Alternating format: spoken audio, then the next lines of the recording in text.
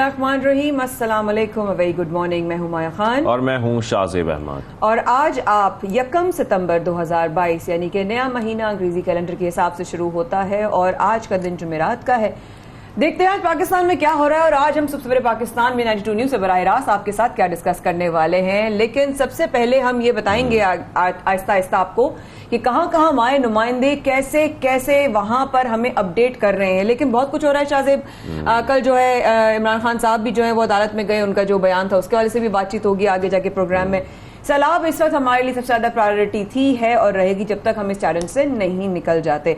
सबसे पहले अगर बताएं तो सिंध में सैलाब की जो सिचुएशन है शाहजेब, बिल्कुल अलार्मिंग हो भी रही है और जो अब तक नुकसान पहुंचा है वो भी बहुत ज्यादा नुकसान पहुंचा है और अभी तक सिंध भर में सैलाब ने तबाही मचा रखी है। इसके मनाजिर आपको रोजाना की बुनियाद पर हम दिखा भी रहे हैं। जिला दादो से सबसे ज्यादा मुतासर है, जहां तहसील खैरपुर, नातन शाह और जोही मुकम्मल तौर पर डूब चुका है। इसके साथ साथ हजारों अफराद बेघर भी हो गए हैं, उनका सामान जो है वह सैलाब में बह गया है। फिर उसके जिस तरीके से आपको फुटेज में भी दिखा रहे हैं कि मुख्तलिफ गाँव से रेस्क्यू टीम जो है उनको कश्ती में सवार करके खुश्की पर पहुंचा रही हैं या ऐसी ऊंचाई जगह पर पहुंचा रही हैं जहां पर एटलीस्ट वो सेफ रहें या अपना खाना पीना कर सकें, वहां पर उनको अशिया पहुंचाई जा सके। उनके पूरे पूरे गांव डूब चुके हैं। पाक फौज के दस्ते अपनी जान पर खेलकर वहां पर कोशिश कर रहे हैं तमाम लोगों को रेस्क्यू करने की, मुतासरीन को महफूज मकामात पर मुंतकिल किया जा रहा है। तो इस वक्त पाक फौज जो रिलीफ ऑपरेशन उनका जारी है, इस हवाले से हम पहले अपडेट कर देते हैं। बिल्कुल ऐसा ही है। पाक फौज के साथ इस वक्त हमारे नुमाइंदा 92 न्यूज मौजूद हैं, सज्जाद पाशा, जो कि इस वक्त जोही के इलाके में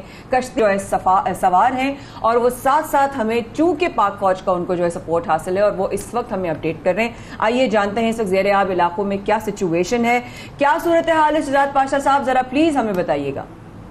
देखिए माया, शाहजेब, इस वक्त हम बजरिया कश्ती जो है वो जिला दादू की तहसील जूही की तरफ आगे जा रहे हैं। जूही जो सैलाब के पानी में मुकम्मल तौर पर डूब गया है। मैं आपको बताऊं कि यहाँ पर 400 से जायद गांव और देहात है, जिनमें मजमूई तौर पर 5 लाख से जायद की आबादी जो है वो रिहाइश पजीर थी। जैसे ही जूही डूबा तो पाक फौज के जो दस्ते हैं वो यहाँ पहुंचे, उन्होंने रेस्क्यू का काम शुरू किया और अब तक सैकड़ों अफराद को जो है वो जूही के सैलाब के पानी से जो है वो रेस्क्यू करके महफूज मकामात पर जो है वो पहुंचा दिया गया है। मैं अपने कैमरामैन को कहूंगा वो आपको दिखाए कि ये जूही शहर है। इस वक्त यहाँ पर जो है वो 20 से 25 फुट ये सैलाब का पानी जो है वो यहाँ पर जमा है। सैकड़ों देहात जो है वो ज़ेरे आब आ गए। हजारों की तादाद में मकान थे, मकानों के नामो निशान नजर नहीं आ रहे। जो यहाँ के मकीन थे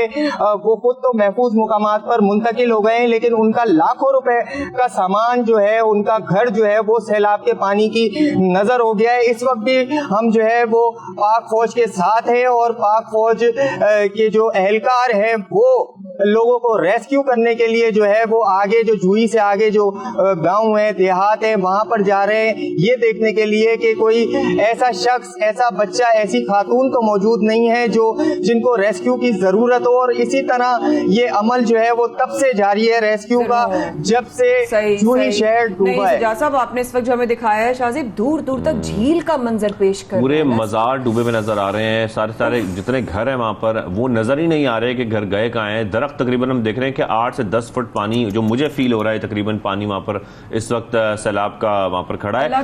पंजाब में भी कुछ लोग जो है मुंतजर हैं, जो जिंदा हैं, अगर जिंदा हैं तो बच जाए, अल्लाह करे। अच्छा, पहले तो आपको ढूंढना भी पड़ेगा ना कि कश्ती लेकर आप गए हैं, इतना बड़ा इलाका है, मुख्तलिफ गांव है, मुख्तलिफ जगह है वहां पर। वहां पहुंचने के बाद ये भी देखना है कि कौन से इलाकों में आपने रेस्क्यू ऑपरेशन करना है, फिर वहां पर किस तरीके से लोगों को निकालना भी है, महफूज मकाम पर मुंतकिल भी करना है। इसके साथ साथ पंजाब में भी सैलाब की तबाहकारियां जारी है। पंजाब में भी सैलाब की तबाहकारियां जारी हैं और इस वक्त हमें जिस तरह से चैलेंज है और हम जिस तरह सबको दिखाना चाह रहे हैं, अब यकीन माने हम भी आपके साथ उतने ही तकलीफ में आ जाते हैं जब इस तरह के मंजर देखते हैं। एक जगह हम ये भी सुन रहे हैं कि जनाब कुछ गवर्नमेंट ऑफिशियल्स वहां पर गए, उन्होंने कश्ती पे से कुछ लोग मुंतजर थे, उनकी कश्ती पे हाथ लगाया तो उन्होंने जो है झटक दिया उनका हाथ। लेकिन इस वक्त पाक फौज की आप इस तरह से एफर्ट्स देख रहे हैं, उसके हवाले से सर शाहजेब कह रहे हैं कि इस वक्त पंजाब में जितना बड़ा चैलेंज है हमें, वो भी तो जो है अपने आप में एक ऐसे मनाजिर जो है हमें दिखा रहा है शाहजेब कि हम बिल्कुल जो है ना स्पीचलेस हैं।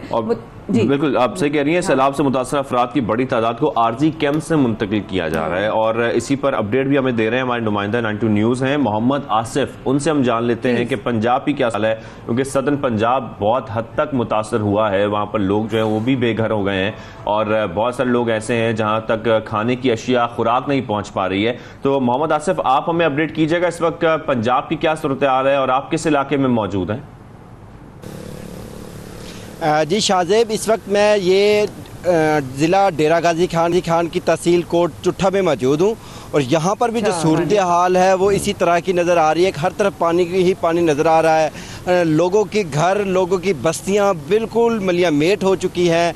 अगर हम बात करें तहसील कोट ये जो कोट चुट्ठा है यहाँ की, तो यहाँ पर कई बस्तियाँ ऐसी है, कई लोगों के घर ऐसे हैं जो बिल्कुल इस वक्त तबाह हो चुके हैं। लोग इंडस हाईवे पर इस वक्त बैठे हुए हैं। कल हमने तोसा के हवाले से लोगों को आगाह किया कि पहले तो कोहे सुलेमान की पहाड़ियों ने तबाह किया था, अब दरिया सिंध ने तबाही मचाई हुई है। इसी तरह कोट चुट्ठा, डेरा गाजी खान, राजनपुर और फाजिलपुर में भी यही सूरत हाल है कि बारिशों के पानी ने पहले तबाही मचाई हुई है, वो कम होने का नाम नहीं ले रही।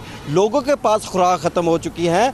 कल यहाँ पर मरियम नवाज जो मुस्लिम लीग नून की नायब सदर है, उन्होंने भी यहाँ का दौरा किया। कुछ बस्तियों में वो गई, कुछ लोगों से मुलाकात की, लेकिन अमदाद के हवाले से लोग मुंतज़र नज़र आए। अमदाद उन तक नहीं पहुंच रही। ना तो यहाँ पर इंतज़ाम गवर्नमेंट की तरफ से यहाँ पर अमदाद पहुंच रही है, ना ही यहाँ पर जो NGOs की जानिब से, मुखैर हजरात की जानिब से, 92 न्यूज़ फाउंडेशन की जानिब से ज़रूर यहाँ पर अमदाद पहुँच रही है, लेकिन जो अमदाद पहुंच रही है वो नाकाफ़ी नज़र आ रही है। लोग अभी भी भूख के आलम में नज़र आ रहे हैं। हमने देखा कैंपों में लोग पूरा दिन बच्चे खुराक का इंतज़ार करते रहते हैं कि कोई खुदारा यहाँ पर पहुँचे, उन तक खुराक पहुँचाए। अगर जो हाजीपुर, मीरापुर और जो फाजिलपुर के मज़ाफ़ाती इलाकों की बात करें, आज तकरीबन 17वां-18वां दिन है उनका ज़मीनी रास्ता मुनक़ता है। अभी तक वो ज़मीनी रास्ता पानी कम होने की वजह से बहाल नहीं हो सका। लोग कश्तियों में सफ़र करते हैं। अब कश्तियों में आप 1 किलोमीटर 2 किलोमीटर सफ़र कर सकते हैं, लेकिन अगर खुराक लेकर जो 9 किलोमीटर 10 किलोमीटर जाएंगे तो खुराक, क्योंकि कश्ती जब पानी से गुजरती है तो वो पानी का कहीं ना कहीं से पानी कश्ती के अंदर दाखिल हो जाता है। एरिया दिखा सकते हैं कैमरामैन से रिक्वेस्ट करके कि हमें आसपास जहां मौजूद है इस वक्त वहां पे क्या सूरत हाल है? जी मैं देखिए आसपास मेरे यही सूरत हाल है कि ये साइड पे जो मेरे इस वक्त है ये बिल्कुल एक तरफ तबाही का मंजर है। यहाँ पर तकरीबन ये वो एरिया है जहाँ से अब पानी तो कम हो चुका है, लेकिन यहाँ से पीछे जैसे ही हम, क्योंकि गाड़ी हमारी आगे जा नहीं सकती, पानी है, तो पानी की वजह से पानी के हम जैसे नहीं जा सकते तो लोग भी पैदल जा सकते हैं। यहाँ पर सिर्फ पैदल का सफ़र है इससे आगे। तो मंजर यही है, यहाँ पर हर तरफ पानी है और लोगों का ज़मीनी रास्ता गुजरने के बावजूद कई जगह ऐसी है जहां पर लोग फंसे हैं, उनको निकालने के लिए रेस्क्यू ऑपरेशन कोई चल रहा है, वहां तक राशन पहुंचाने की कोशिशें की जा रही हैं कोई अभी तक?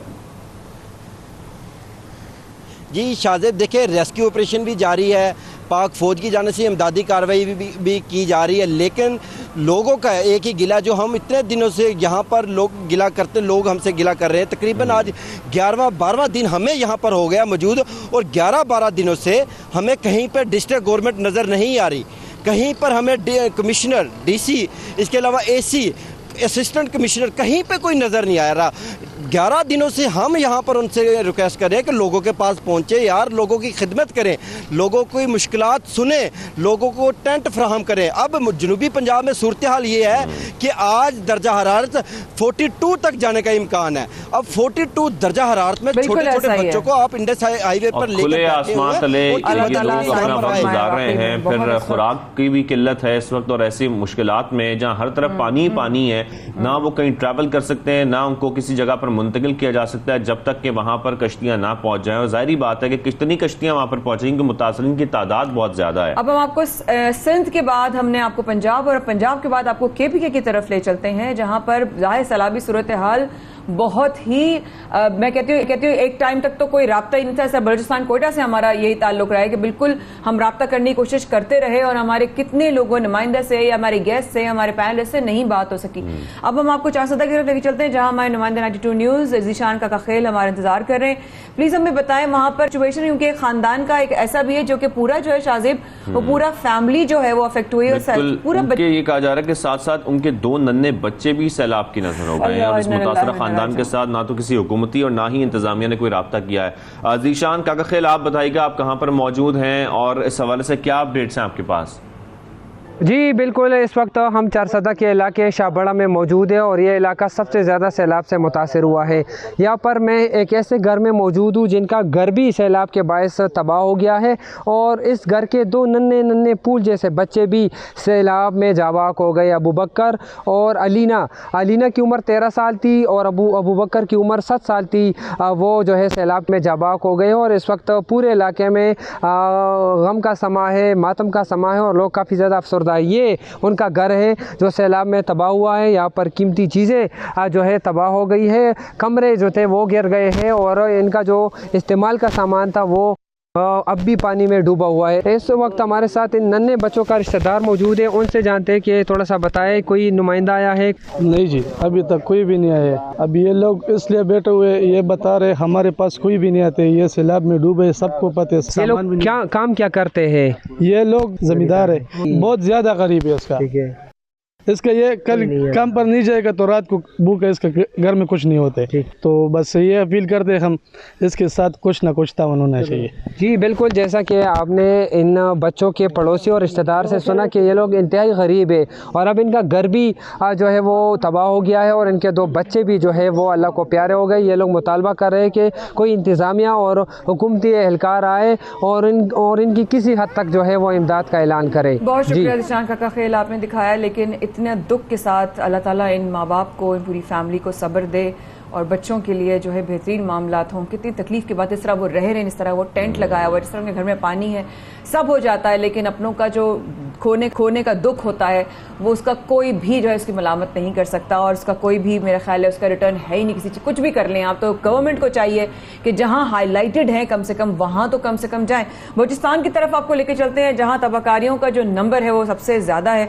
बलूचिस्तान में सैलाब मुतासरीन बच्चे भूख से मरने लगे हैं, अल्लाह रहम करे। भाग में जनाब सैलाब में एक जो है घेरे खानदान की मासूम बच्ची भूख से जहां बहक हो, क्योंकि खाना नहीं पहुंच पा रहा, खुराक नहीं पहुंच पा रही, मेडिसिन नहीं पहुंच पा रही, मदद नहीं पहुंच पा रही। इलाके के 10 रोज बाद भी दीगर इलाकों में राब्ता बहाल ना हो सका। बिल्कुल, अब पहाड़ी इलाकों के बारे में फिर भी ये कहा जाता है कि वहां पर पानी गुजर जाता है, नुकसान वो जरूर पहुंचाता है लेकिन गुजर जाता है, बह जाता है, निकल जाता है। जो मैदानी इलाके हैं वहां पर सबसे बड़ी प्रॉब्लम यह है कि पानी रुक चुका है और अभी तक जमा है और कई फुट पानी वहां पर इस वक्त बह रहा है और जिसकी वजह से घर भी मुतासर हो गए हैं। लोगों की राब्ता जो है मुख्तलिफ इलाकों से वो टूट चुका है। जाहिर बात है जो सड़कें हैं तमाम वो मुतासर हो चुकी हैं, पूरा इलाका पानी में डूब चुका है इस वक्त और तदफीन के लिए भी जगह नहीं बची है। मुख्तलिफ इलाके अब भी पानी में डूबे हुए हैं। हमारे नुमाइंदे हैं 92 न्यूज़ के फजल तवाब, उनसे हम अपडेट हासिल करेंगे। फजल, आप बताइएगा बलूचिस्तान में इस वक्त क्या सूरत हाल है? सबसे ज्यादा मुतासर बलूचिस्तान है और अभी भी वहां पर जो मनाजर हम देख रहे हैं ये बड़े खौफनाक मनाजर हैं, आप हमें अपडेट कीजिएगा प्लीज।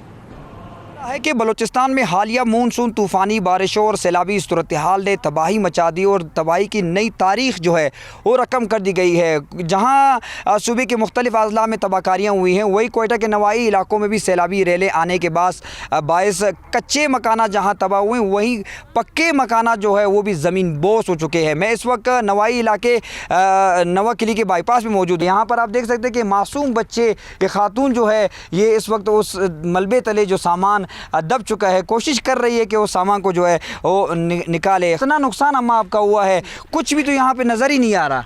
बेटा, मेरे मियाँ को पेंशन ही, हमने ये घर बनाया। मेरे 5 कमरे थे, टीवी लॉन्च था, 4 कमरों में वॉशरूम थे, मेरा बहुओं का सामान था, मेरा सब कुछ 90 लाख से ऊपर का मेरा सामान जो नुकसान है। हमारा जेवर, हमारे कपड़े तन पे पहन के जो निकले, जब पानी इन लोगों ने छोड़ा, हमारे तन पे जो कपड़े थे हम पहन के अपनी जानें बचा के भागे, हमारे पास कुछ भी नहीं बचा। आप बताएं क्या सूरत हाल है? सूरत हाल तो आपके सामने है। जो हमारा घर था वो आप देख सकते हैं कि कचरे का ढेर बन चुका है। तकरीबन इसको 5 दिन गुजर गए हैं कि कोई भी इमदाद के लिए किसी के खाने के लिए भी नहीं आया कि आपने कुछ खाया है या कुछ नहीं खाया। सुबह से हम यहाँ पे भूखे बैठे हुए हैं। आगे चलते हैं, आगे भी इसी तरह की सूरत हाल है। इससे गंभीर सूरत हाल है कि ऐसे मकानात भी हमें देखने को मिले कि वो बिल्कुल सफ़े अस्ती से मिट चुके हैं। नवाई इलाके, मगरबी मशरकी बाईपास, ख़ास तौर पर नवा किली बाईपास में जो है ये तबाहकारियाँ हुई हैं। ये घर जो है ये आधा जो है मुकम्मल तौर पर गिर चुका है और आधा बच चुका है, वो भी गिरने का जो है वो खदशा पैदा हो चुका है। इस घर की एक मालिक है ये, और अम्मा उनसे पूछते हैं। ये बताएं अम्मा कि इस घर में कितने कमरे थे और किस कदर नुकसान हुआ है, क्या कहेंगी? 3 कमरे, बैठक, बर्ची खाना, अगे सेन, फिर ते उत्ते भी चार दीवारी गया, सारा घर ही गिर गया, समान भी सारा थल्ले ही चले गया, कोई चीज़ नहीं बची साड़ी। असी अपना घर बेच के तो फिर इत्थे बनाया सी, असी गरीब बंदे।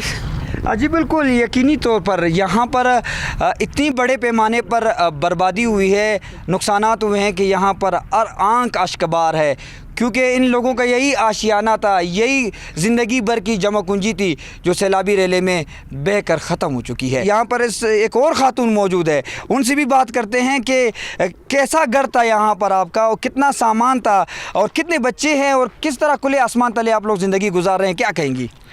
जी मेरे 5 बच्चे हैं, मेरा शादीशुदा बेटा भी हमारे साथ था। ये हमारा घर था, 2 प्लाट थे हमारे, किस्तों पे हमने लिए हुए थे, मेरे बच्चे किस्तें दे रहे थे। अभी भी 1.5 लाख रुपया हमारा किस्तों का रहता था। फिर मैंने अपनी, मैं सामान इंडस्ट्री की मुलाजिम थी, मैंने अपने पैसे से जो भी जमा पूंजी थी 28 साल से, वो मैंने सारी इस घर में लगा दी।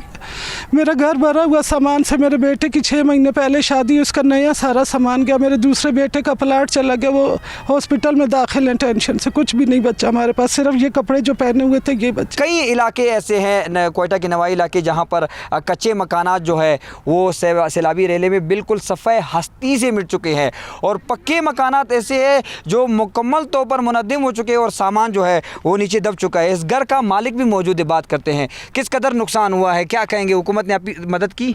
हुकूमत ने अभी तक कुछ मदद नहीं की है, कुछ मदद भी नहीं की है। हम खुद कोयले का मजदूर, ये मकान सब ये जमा पूंजी था, ये सारा गिर गया, पानी में बहा ले गया। अभी तक हुकूमत गवर्नमेंट ने कुछ भी नहीं दिया, ये एक तरपाल दिया, इसमें कुछ न खाने का न वो न ये न कुछ। आज 6ठा दिन ने इस गवर्नमेंट ने हमसे ये पूछा भी नहीं है कि ये मकान किसका है, इधर न कोई आया है। तमाम मुतासरीन की बातें आपने सुनी। एक ही अपील की जा रही है कि जो भी हमारा आशियाना था, जो भी हमारा सामान था, वो सैलाबी पानी का नज़र हो चुका है, लिहाजा हुकूमत से इमदाद की अपील करते हैं। फजल तवाब हमें सिचुएशन दिखा रहे थे बलूचिस्तान की, जो इंतहाई दर्दनाक है और यकीनी तौर पर बहुत ही अफसोसनाक है।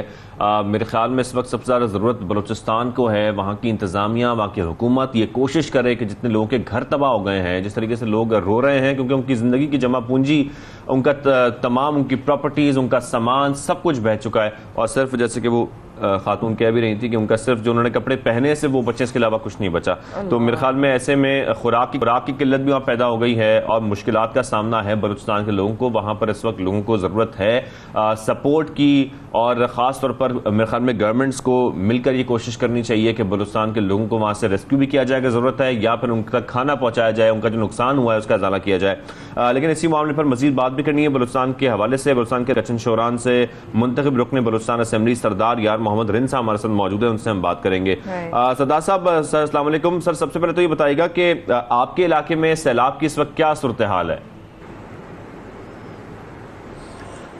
बिस्मिल्लाहिर्रहमानिर्रहीम। देखिए जी, हमारे यहाँ तो जो सैलाब सबसे पहले कच्ची ज़िले में आया और हमारी नदी नालों में आया।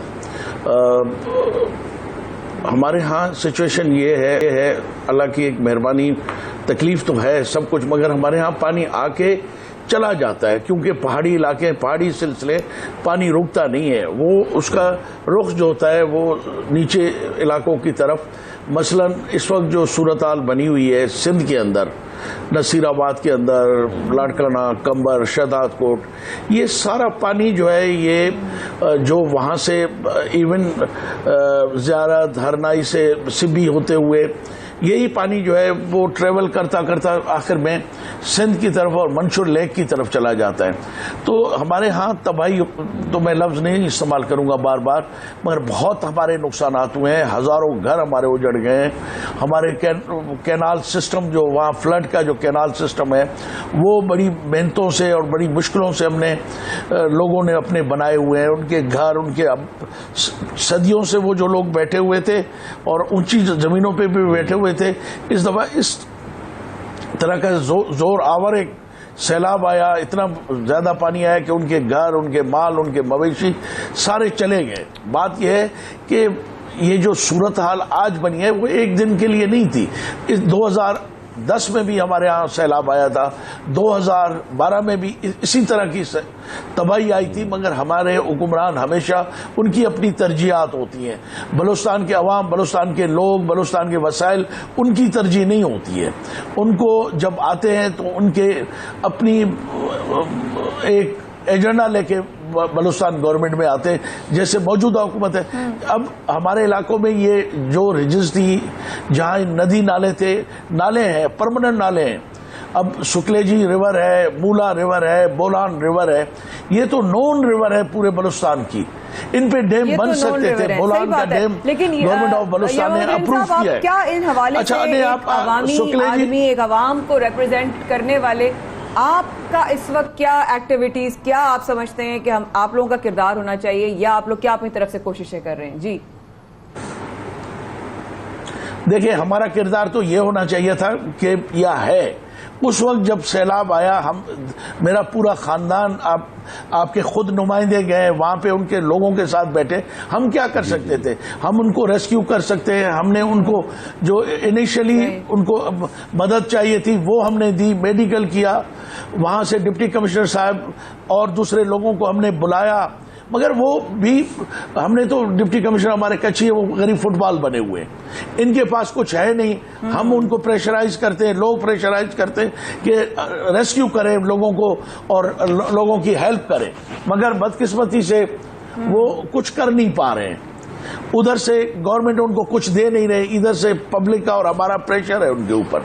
कभी वो वहां भागते हैं, कोई वहां भागते हैं। बड़ा अच्छा जोक मुझे या आ रहा है, मगर पब्लिक के सामने वो मैं नहीं बता सकता। वो बंदर वाला मिसाल है। उसने कहा, देखे मैं क्या कर रहा हूं उसको छोड़े, मगर देखे मैं कितनी फुर्तियां दिखा रहा हूं। वो यही है कि गरीब वो हमारी वजह से, गवर्नमेंट के प्रेशर की वजह से कभी एक तरफ भागते, कभी दूसरी तरफ, मगर उनको रिसोर्सेज वहां मुहैया नहीं किए जाते।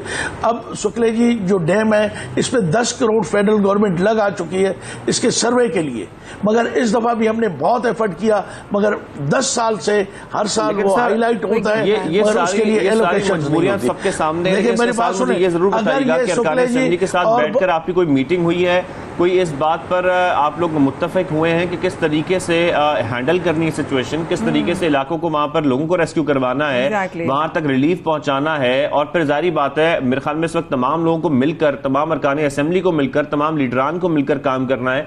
तो ऐसे में आप लोग कोई प्लानिंग बना रहे हैं, कोई स्ट्रेटेजी बना रहे हैं इस हवाले से? देखिए, जहां तक ताल्लुक है, आपकी खुद टीमें वहां जा चुकी हैं। मैं अपने कोयटा में था जब ये फ्लड्स आए, मेरा वहां से 10 किलोमीटर भी इलाका नहीं है, मैं वहां नहीं जा सका, नहीं पहुंच सका। सारे रोड, रास्ते, इवन मैंने यहां तक इतनी बड़ी होने के बावजूद मैंने कोशिश की कि अगर मैं बाइक्स पे भी जाके अपने इलाके में वहां से क्रॉस करके अपने इलाके में चला जाऊं, मैं नहीं जा सका। तो मजबूरन आपने वहां से अगर इंडिविजुअली पहुंच पा रहे, मैं यही तो आपसे सवाल कर रहा हूं कि आपने दीगर अरकान असेंबली के साथ ये बैठकर स्ट्रेटेजी को तैयार किए कि हुकूमती वसाइल इस्तेमाल किए जाएं, कश्तियों का इस्तेमाल किया जाए। जाहिर बात है वहां पर बाइक पे तो नहीं जाया जा सकता। मैं अर्ज करूं आपको, ये आपके स्टूडियो में बैठ के ये सवाल करना बहुत आसान है। इस वक्त हर कोई, बलूचिस्तान इज 43% ऑफ पाकिस्तान। हमारे रास्ते, हमारे रोड, एक असेंबली का मेंबर उसका हल्का दूसरे से 300 किलोमीटर दूर होता है। ये पॉसिबल नहीं है। ये जैसे फ्लड खत्म होगा, असेंबली का सेशन होगा, हम कोशिश करेंगे, मगर हमें यकीन है कि जो हमारे हुक्मरान हैं इस वक्त उनको कोई इस आवाम की इसकी कुछ नहीं होगा। अलबत्ता आप देखेंगे कि इस फ्लड में जो स्कैंडल्स आएंगे, सर हम यहाँ पर स्टूडियो में बैठ के हमारी तमाम जो टीम्स है ना वो आपके इन्हीं बलूचिस्तान के इलाकों में ही हैं, कश्तियों पर सफर कर रही हैं, मुख्तलिफ इलाकों तक पहुंचते हैं, हमें अपडेट देते हैं, हमारे तमाम नुमाइंदगान इस वक्त फील्ड में। तो ऐसी बात तो नहीं कि हम सिर्फ स्टूडियो में बैठ के बातें कर रहे हैं। दूसरी बात सर ये, जैसा कि आप जिक्र कर रहे हैं कि अगर उन इलाकों में इंडिविजुअली नहीं जाया जा सकता तो इस वक्त क्या कोशिश की जा रही है? मेरा बार बार आपसे एक ही सवाल है कि कोई प्लानिंग की जा रही है कि वहां तक कोई खुराक की जो किल्लत पैदा हो गई है वहां तक खुराक पहुंचाई जाए, कश्तियों पर पहुंचाई जाए, हुकूमती जो वसाइल हैं सर उनको इस्तेमाल किया जाए, मगर हुकूमत करने के लिए तैयार नहीं है। न वहां फेडरल गवर्नमेंट हमें नजर आ रही है, न प्रोविंशियल गवर्नमेंट हमें नजर आ रही है। मैंने आपको कहा ना कि चंद थैले राशन के या कुछ कोई 50-100 टेंट, हजारों लोग, लाखों लोग बेघर हो गए। अब उसके लिए अगर 50-100 आपने जाके टेंट दे दिए, उससे रेस्क्यू तो नहीं हो जाएगा। उनकी बच्चों की भूख, उनके औरतें और बच्चे जो मैदानों में और दरख्तों के साए में पड़े हुए, क्या उनके बच्चों का पेट पलेगा? नहीं। और इस वक्त हुक्मरान कहाँ हैं? इस वक्त हमारे चीफ मिनिस्टर कहाँ हैं? मेरे हल्के से कोयटा से प्राइम मिनिस्टर साहब चल के जलमक्सी गए, बहुत अच्छा किया उन्होंने, मगर ये 200 किलोमीटर इलाका जो तबाह हुआ है उनको कोई मेहरबानी करके देख लेते, हमसे रब्ता कर लेते, मगर क्योंकि हम अपोजिशन में बैठे हुए हैं, हम गवर्नमेंट के अगेंस्ट है, हमारी वजह से हमारे इलाकों को भी नजरअंदाज किया जा रहा है। अल्लाह ताला आसानी के मामला फरमाए। हमारे साथ सरदार यार मोहम्मद साहब मौजूद थे बलूचिस्तान के रुकन असम्बली। लेकिन सरदार मोहम्मद साहब बहुत शुक्रिया आप आए कि आपने कहा कि हमारा बड़ा आसान है ये कहना। आप यकीन करें कि ये हमारा फ़र्ज़ है कि हम यहाँ पर अपने फ़राइज़ की अदायगी करें। दूसरी बात यह है कि हर बंदा अगर वहाँ पहुँच जाएगा तो ख़बर कौन देगा, अपडेट कौन देगा, असली और हकीकत से आगाह कौन करेगा? तो ये कहना भी बहुत आसान है कि आप वहाँ बैठे हैं और आपका बोलना आसान है। इस वक्त के बाद हमारे साथ रहेगा। Will be right back.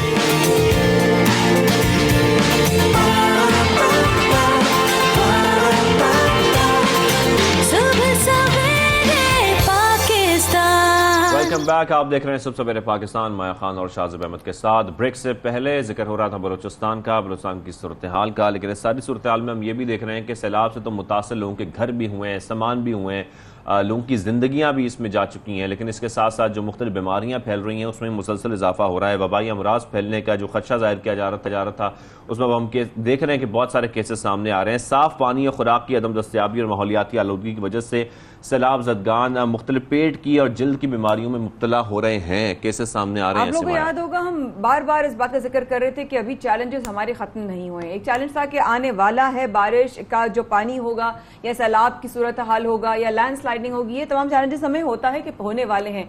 लेकिन ये जो चैलेंज है ना कि अब उसके आफ्टर इफेक्ट्स क्या होंगे, उसके कॉन्सिक्वेंसेस क्या होंगे, या उसके खत्म होने के बाद का जो मरहला है वो सबसे बड़ा है, और वो है हमारा रिकवर करने का। रिहैबिलिटेशन एक अलग फेज है, लेकिन रिकवरी जो है ना हमारी, अब उस फेज में हम बीमारियों का हम सामना करेंगे। हम मुख्तलिफ किस्म की जल्दी अमराज का, इस तरह शाहज़ेब ने जिक्र किया। शाहज़ेब अल्लाह माफ करे, स्पेशलिस्ट हमें बताया कि स्किन में किस तरह फंगस हो सकता है, फंगल इन्फेक्शन हो सकते हैं, वायरस और हो सकते हैं, पेट की जो बीमारी है वो हो सकती है, उनके साफ पानी है ही नहीं, मिल ही नहीं रहा। बिल्कुल ऐसा ही। और इसी मामले पर बात करने के लिए मैं ज्वाइन किया है public health expert doctor Tahira, उनसे हम बात करेंगे। डॉक्टर ताहिरा कैसी हैं आप? उम्मीद है खैरियत से होंगी, ठीक ठाक हैं। डॉक्टर साहब, जिस तरीके से हम देख रहे हैं मलेरिया हैजा फैल रहा है, सैलाब ज़दगान की जिंदगियों का तहफ़्फ़ुज़ यकीनी बनाना बहुत जरूरी है, ये कैसे मुमकिन होगा फिर? जी, सबसे पहले तो देखिए, जब हम कहते हैं ना डायरिया फैल रहा है, हैजा फैल रहा है और वाटर बोर्न डिजीजेस हैं, मतलब पानी से फैलने वाली सारी बीमारियां, इसमें कॉलरा है, टाइफॉइड है, आपका गैस्ट्रोएंटराइटिस, डिफरेंट किस्म की पेट की बीमारियां भी है, इंक्लूडिंग पोलियो वगैरह भी इसी रूट से फैलता है। तो जो सैनिटेशन होती है ना, मतलब जो आपका फुजला है, जहाँ पे आप बाथरूम जा रहे हैं और जो पीने का पानी है, उसकी मिक्सिंग से सबसे ज्यादा प्रॉब्लम होती है। तो गवर्नमेंट लेवल पे और बाकी स्टेट लेवल पे तो हमने अच्छे ड्रेनेज का इंतजाम करना है कि ड्रेनेज सिस्टम और आपके पीने का पानी का सिस्टम सेपरेट हो। अब हम इंडिविजुअल बेसिस पे ये कर सकते हैं कि जितने लोग भी डोनेट भी कर रहे हैं वो आयोडीन, टिंक्चर आयोडीन होती है या क्लोरीन की वाटर प्यूरिफिकेशन टैबलेट्स होती है, वो जरूर फराहम करें कि लोग अपने स्टोरेज वाटर के अंदर जो है वो प्यूरिफिकेशन टैबलेट या क्लोरीन, हल्का सा जो ब्लीच होता है नॉन सेंटेड वाला, ज्यादा नहीं बिल्कुल डालना, वो तो पॉइजनस हो सकता है, थोड़ा सा फॉर प्यूरिफिकेशन, या फिर उबालने का कोई मैकेनिज्म अवेलेबल हो कि सबसे पहले पानी को उबालें और उसके बाद पिए। जो आप वाटर या पानी डोनेट भी करें ना, प्लीज कोशिश करें कि प्लास्टिक की बॉटल्स में मत डोनेट करें। आप वाटर प्यूरिफिकेशन प्लांट्स अगर डोनेट कर सकते हैं 4-5 लोग मिलकर, तो वो ज्यादा लॉन्ग सस्टेनिंग भी है और फिर ज्यादा बेहतर भी है, क्योंकि प्लास्टिक की बोतलें मजीद गंद जो है वो पैदा करेंगी ना, बहुत ज्यादा पोल्यूशन करेंगी, जिसकी वजह से ही ये सारा कुछ हुआ है। दूसरे नंबर पे जब किसी को अगर डायरिया हो ही जाता है, एक तो बहुत मेक श्योर करना है कि वाटर की स्टोरेज और प्यूरिफिकेशन सही हो। फिर अगर किसी को डायरिया हो जाए तो साहबा, इस सारी सूरत में हम जो खास तौर पर सैलाब की जो सूरत देख रहे हैं, जहां पर खुराक पहुंचाना बहुत मुश्किल हो चुका है, ऐसे में पानी को साफ करना तो बिल्कुल पॉसिबल ही नहीं है। वहां पर जो सिचुएशन देख रहे हैं, वहां पर उनके पास ना लकड़ियां मौजूद हैं कि वो पानी उबाल सकें, ना पानी को प्योरीफाई किया जा सकता है। तो फिर आपके ख्याल में किस तरीके से कैसे मैनेज किया जाए? जी, वो क्लोरीन होती है, टिंचर आयोडीन होती है, या वाटर प्यूरिफिकेशन टैबलेट होती है। मैं वही आपको कही थी कि जो भी वाटर की चीज है उसके अंदर वो पहले डाल दी जाए और फिर उसको इस्तेमाल किया जाए। एक तो ये हो। दूसरे नंबर पे जैसे अगर जो माएँ बच्चों को दूध पिला सकती है वो अपना दूध ही पिलाएं, वो दूसरा ना पिलाएं।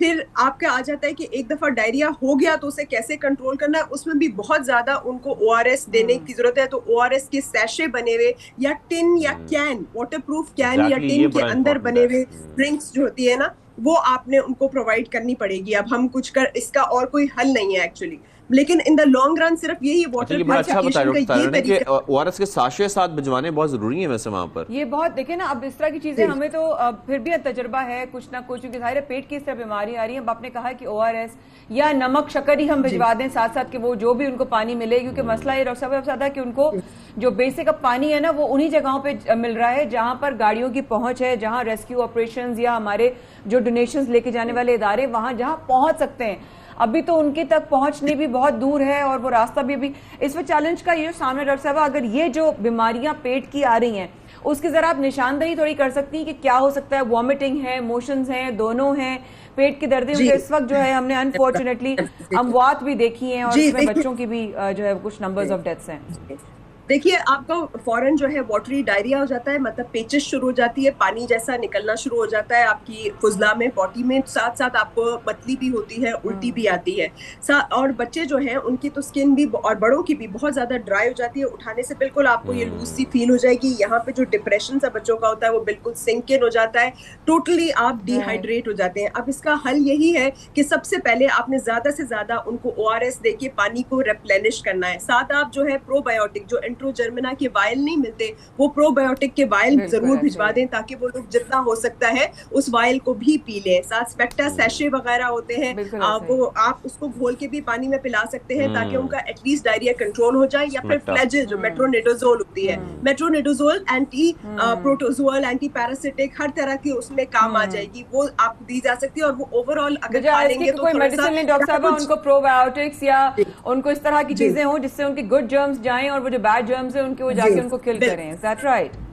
जी एग्जैक्टली। एक तो वो करने की जरूरत है। फिर दूसरी और बहुत सारे प्रॉब्लम्स हैं, जैसे मलेरिया और डेंगू वगैरह फैलेगा क्योंकि बहुत ज्यादा मच्छर हो जाएंगे, और उन मच्छरों के लिए भी बड़ा ही जरूरी है कि जैसे DEET होता है ना, DEET मस्किटो रिपेलेंट होता है, वो उनको भिजवाया जाए कि वो अपनी पूरी स्किन पे लगा दे। या फिर ये सिंपल जो परमेथ्रिन लोशन है जो कि आपका स्केबीज में भी हम देते होते हैं और बड़ी इजीली अवेलेबल है, वो भी अगर वो लगा लेते हैं तो एटलीस्ट मस्किटो को रिपेल करने में काफी हद तक जो है उसकी मदद की जा सकती है। अभी इस वक्त इनके लिए जैसे अगर आप डॉक्टर साहब, एक अहम सवाल, हुकूमत को इस वक्त क्या करना चाहिए, या तमाम वो जो NGOs हैं जो इस वक्त फंड्स लेकर जा रहे हैं, क्या वो उसमें ORS की भी जो है रिक्वायरमेंट डाल सकते हैं, या ऐसी कोई चीज की रिक्वायरमेंट डाल सकते हैं जो आप समझती हैं कि उन तक इमदाद में पहुंच जानी चाहिए? जी देखिए मेरा ख्याल है कि ये जो इंडिविजुअल हम डोनेट कर रहे हैं वो तो हम ये सब कर रहे हैं, लेकिन हुकूमती लेवल पे या बड़े लोग अगर कर सकते हैं तो वो पूरे वाटर प्यूरिफिकेशन प्लांट्स को जरूर वो करें। वो ऐसे वाटर टैंक्स या वाटर प्लांट्स को वहां पे रख दें, क्योंकि देखिए ये आज के ये 1-2 दिन की बात नहीं है, ये अभी एक सस्टेनेबल वो करना है। या फिर सेप्टिक टैंक्स बनाए। सेप्टिक टैंक का मतलब होता है कि जहाँ कोई भी बाथरूम जा रहा है उस वाटर को साफ करना, क्योंकि देखिए अभी डायरिया होगा, जो कुछ निकलेगा वो फिर पानी पीने के पानी से मिक्स होगा, फिर अंदर जाएगा, तो उसको तो एक विशियस साइकिल बन जाएगा ना। हमें थोड़ा सा लॉन्ग टर्म भी सोचना।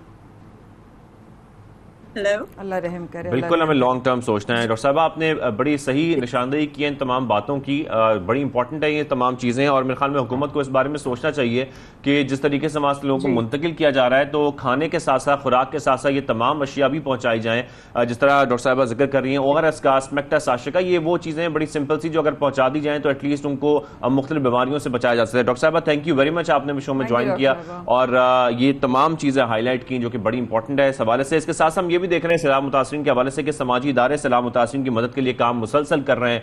मुख्तलिफ समाजी इदारे जो इस वक्त अपनी भरपूर कोशिश कर रहे हैं कि उनकी जिंदगियां बचाई जा सकें, उनके जो घर तबाह हुए हैं उसकी बहाली मुमकिन बनाई जा सके, और इस कार्य खैर में समाजी इदारों को आवाम के मुकम्मल सपोर्ट की जरूरत है। ऐसे में माया बिल्कुल ऐसा ही है, क्योंकि देखिए इस वक्त हम लोगों का पहुंचना जरूरी नहीं है। हमें इंडिविजुअली हम पहुंच जाए, हम परेशान हैं, हम उल्टा जाके और प्रॉब्लम शायद इकट्ठी कर सकते हैं या प्रॉब्लम्स में इजाफा बन सकते हैं अगर आप प्रॉपर्ली इक्विप्ड नहीं है तो। आप नहीं है और हम हैं भी नहीं। Let's be realistic here. हम नहीं है, हमें पता है कि वहां पर मच्छर कीड़े हैं, हमें किसी एक मच्छर ने काट दिया, हम बैठ जाएंगे वहां पर कि हमें मच्छरों ने काट लिया, हमें पानी लग गया, हम कहेंगे ओहो यहाँ पे इचिंग शुरू हो गई, अब तो भागो यहाँ से।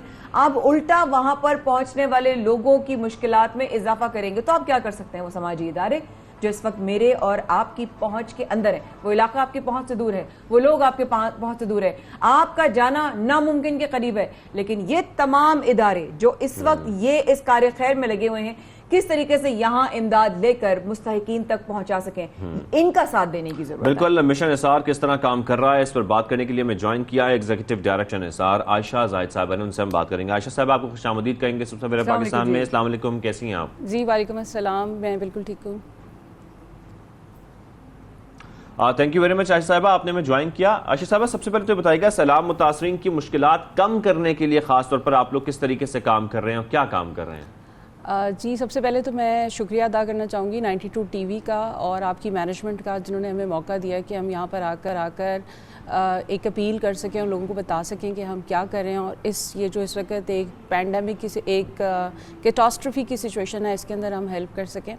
बेसिकली मैं इस वक्त रिप्रेजेंट कर रही हूँ all Pakistan private sector universities की एसोसिएशन है एप्सप के नाम से, पामी जो कि private sector university private sector medical और डेंटल एसोसिएशन है, और उसके साथ साथ superior research foundation.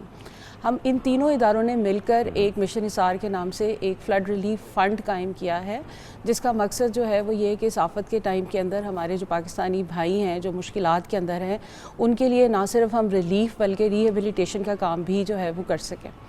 Professor doctor Chaudhary Abdul Rahman साहब जो कि प्रेसिडेंट हैं पामी के और चेयरमैन हैं एप्सप के, उन्होंने ये इनिशिएटिव लिया है और वो हमेशा से इस बात पे बिलीव करते हैं कि कलेक्टिविज़म के ऊपर बात करते हैं, इंक्लूसिविटी पे, और उनका ये ख्याल है कि जो यूनिवर्सिटीज़ हैं उनका काम सिर्फ नॉलेज क्रिएशन नहीं है, बल्कि उसके साथ साथ उनका ये भी काम है कि वो इकॉनमी के अंदर सोशल और इकोनॉमिक इम्पैक्ट कैसे क्रिएट कर सकते हैं।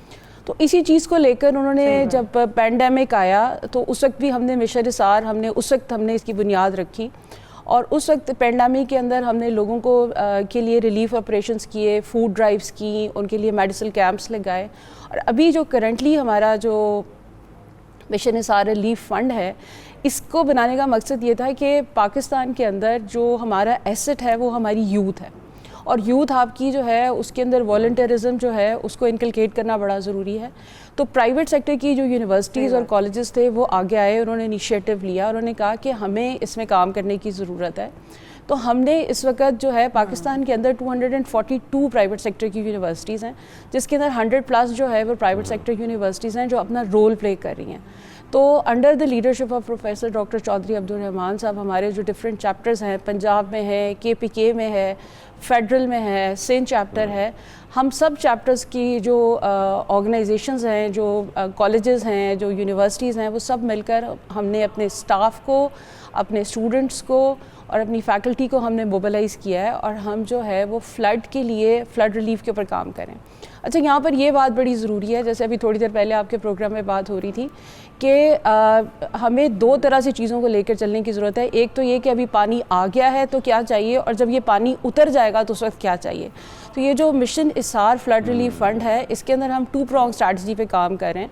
एक तो हम काम करेंगे कि इमीडिएट रिलीफ के ऊपर, जिसके अंदर हमारी जो टीम्स हैं वो ऑलरेडी इन सब एरियाज़ के अंदर जो 116 यूनिट्स हैं उनके अंदर मौजूद हैं और फ्लड रिलीफ एक्टिविटी का काम कर रहे हैं। हम लोग जो हैं वो फूड वहाँ पे ड्राई फूड हम वहाँ पर पहुँचा रहे हैं, क्योंकि जो कुक फूड है वो और ज़्यादा बीमारियाँ जो है वो पैदा करेगा।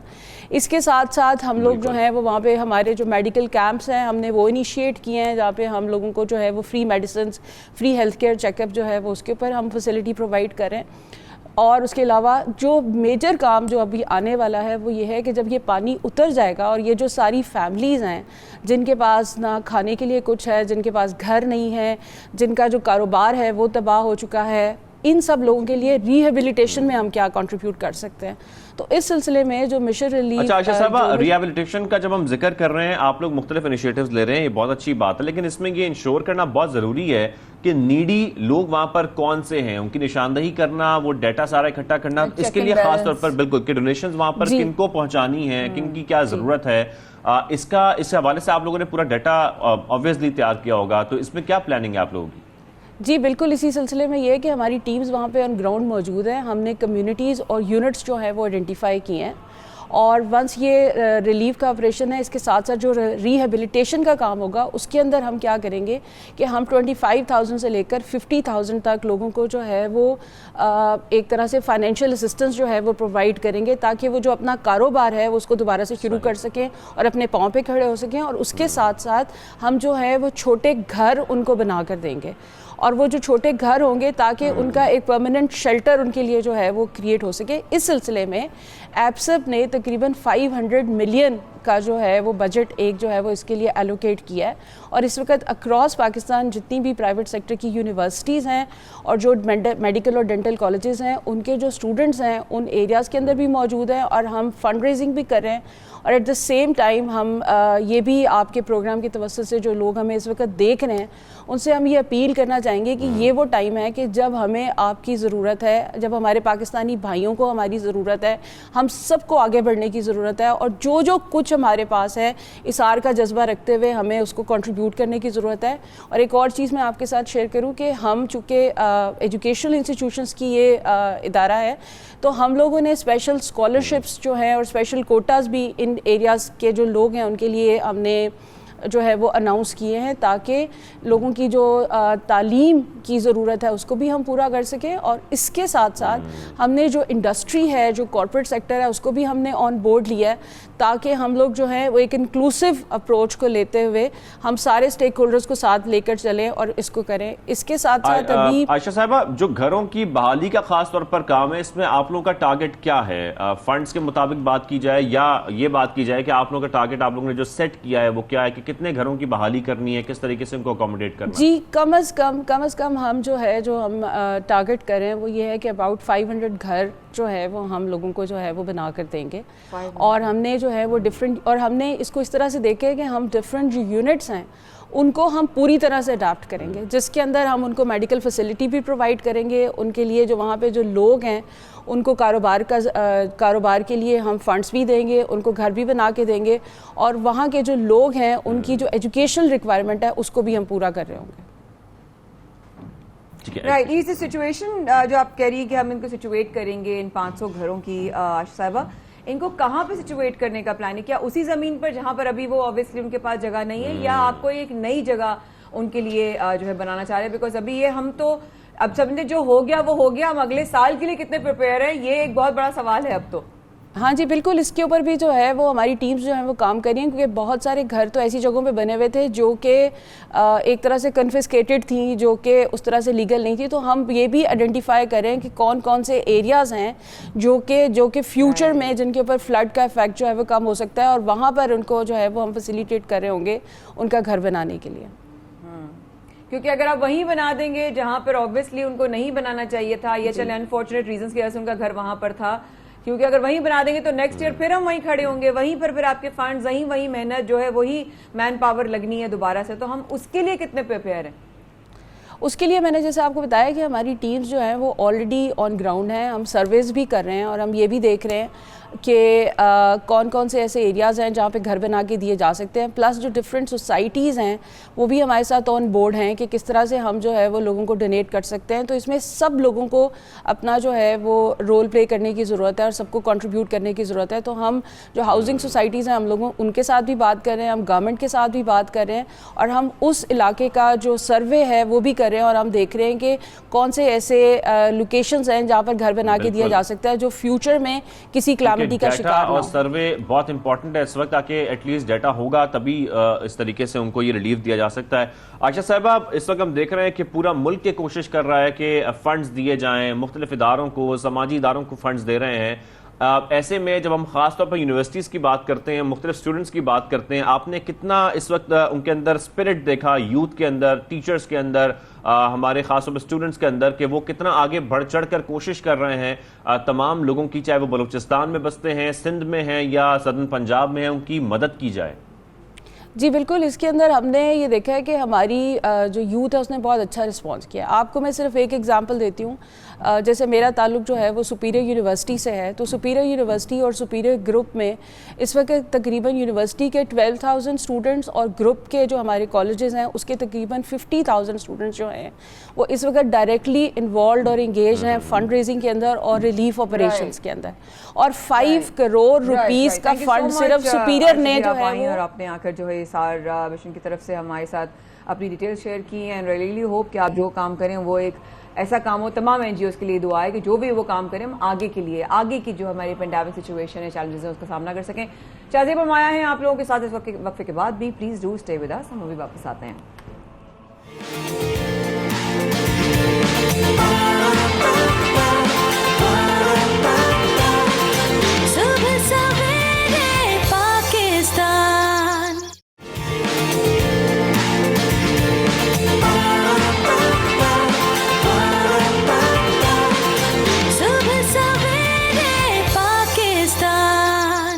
सबसे पाकिस्तान में शाज़ेब माया के साथ रहने का बहुत शुक्रिया। उम्मीद है आप हमारे साथ होंगे। और इस वक्त 92 बराह रास्त इस वक्त आपको आज जो अभी सेगमेंट है ये कोई आउट ऑफ द बॉक्स जो है वो इस वक्त सिचुएशन से बाहर का सेगमेंट नहीं है, ये बहुत ही इंटर रिलेटेड है, बहुत अरसे से बहुत रेलेवेंट है लॉन्ग टर्म के लिए, वेरी वेरी रेलेवेंट इंडीड। हमारी पैनलिस्ट जो अभी इस प्रोग्राम में, इस सेगमेंट में हमारे साथ होंगी ना, वो गाहे बगाहे इस प्रोग्राम का हिस्सा बनती रही है।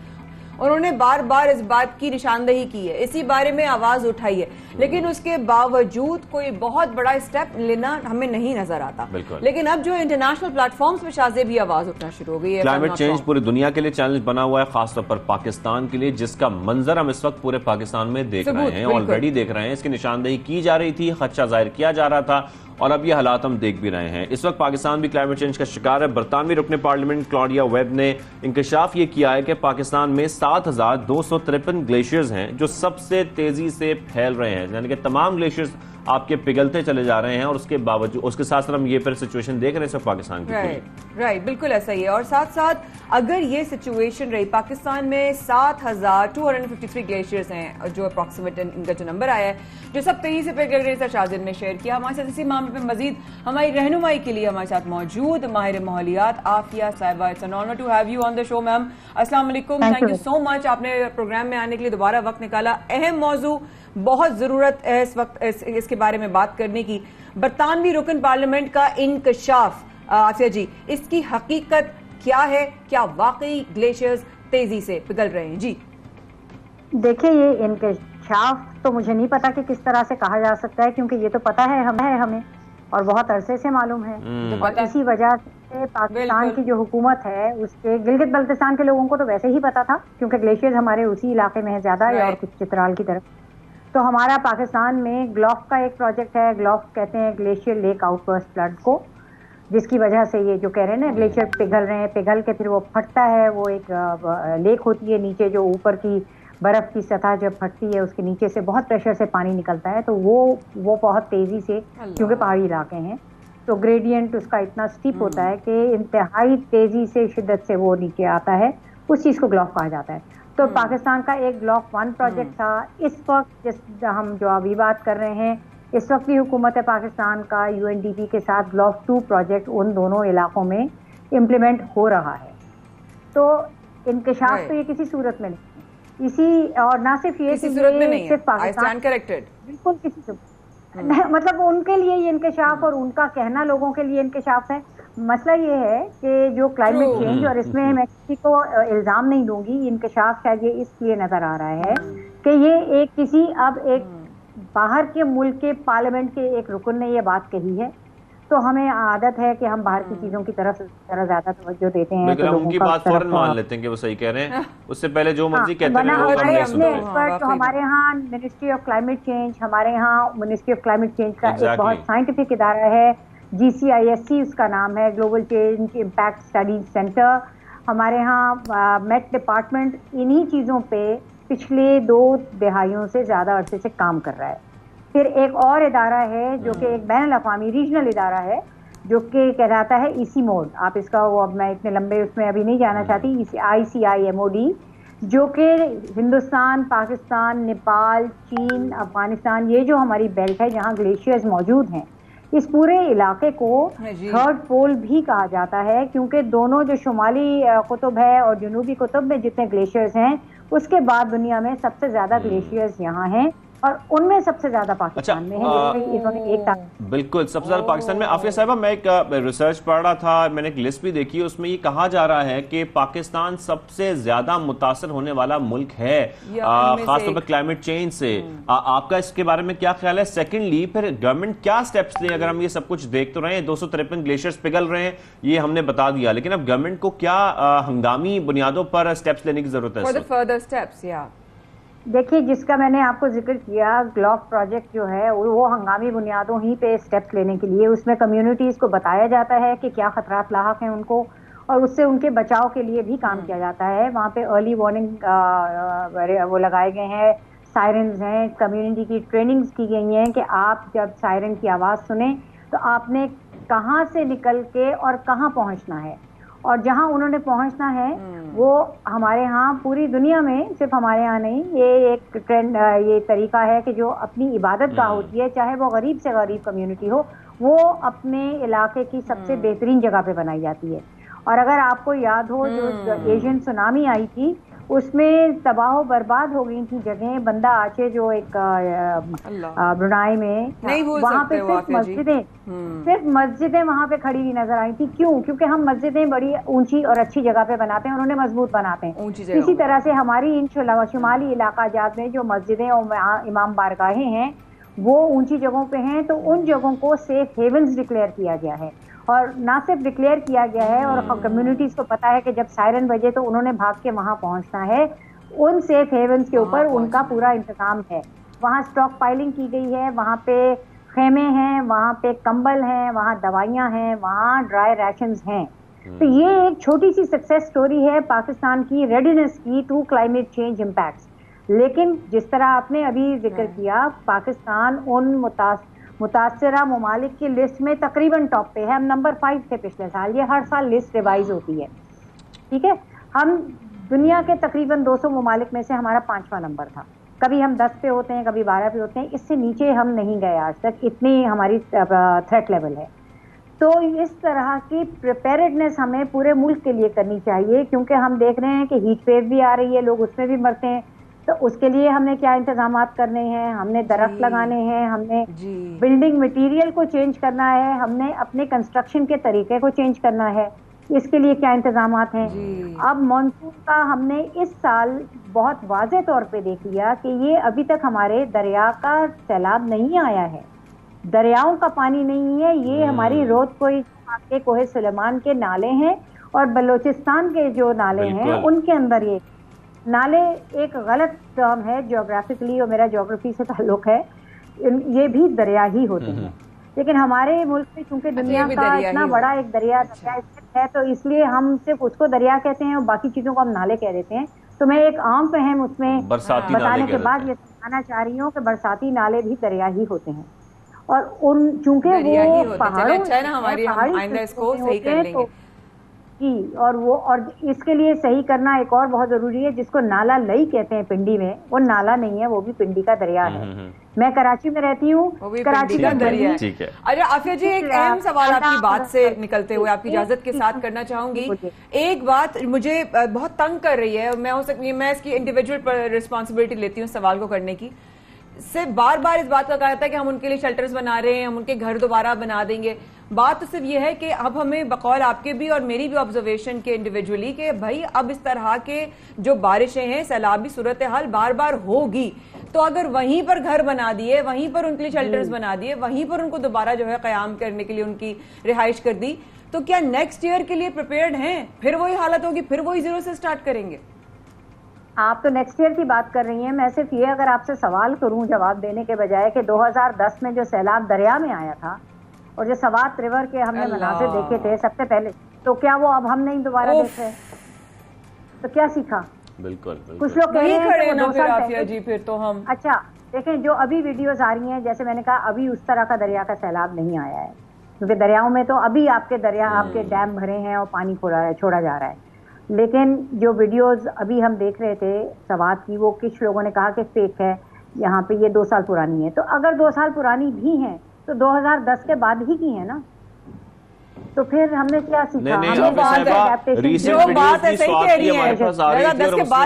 हम उसमें देख रहे हैं रिसेंट वीडियोस में भी ये स्वाद की जो कि वेरीफाइड है, वहां के लोगों ने हमें भेजी, हमारे नुमाइंदगान ने भेजी हैं, और उसमें देखा जा सकता है किस हद तक तबाही वहां पर हुई है। आफिया साहिबा, फिर जिस तरीके से ये सैलाबी सूरत हाल तो हम देख रहे हैं, इसमें एक और बहुत बड़ा फैक्टर है कि दरियाओं के बिल्कुल आसपास जो कंस्ट्रक्शंस की जाती हैं, बड़े बड़े होटल्स बनाए जाते हैं, रेस्टोरेंट्स बनाए जाते हैं, जिनकी बैल्कनीज तकरीबन मैंने खुद अपनी आंखों से देखी कि पानी के ऊपर है। हालांकि आप मुझे इस पर रहनुमाई फरमाइएगा कि क्या करना चाहिए, इसके लिए क्या रूल्स एंड रेगुलेशंस हैं, कि आपकी दरिया से कितनी दूर तमाम इमारतें होनी चाहिए?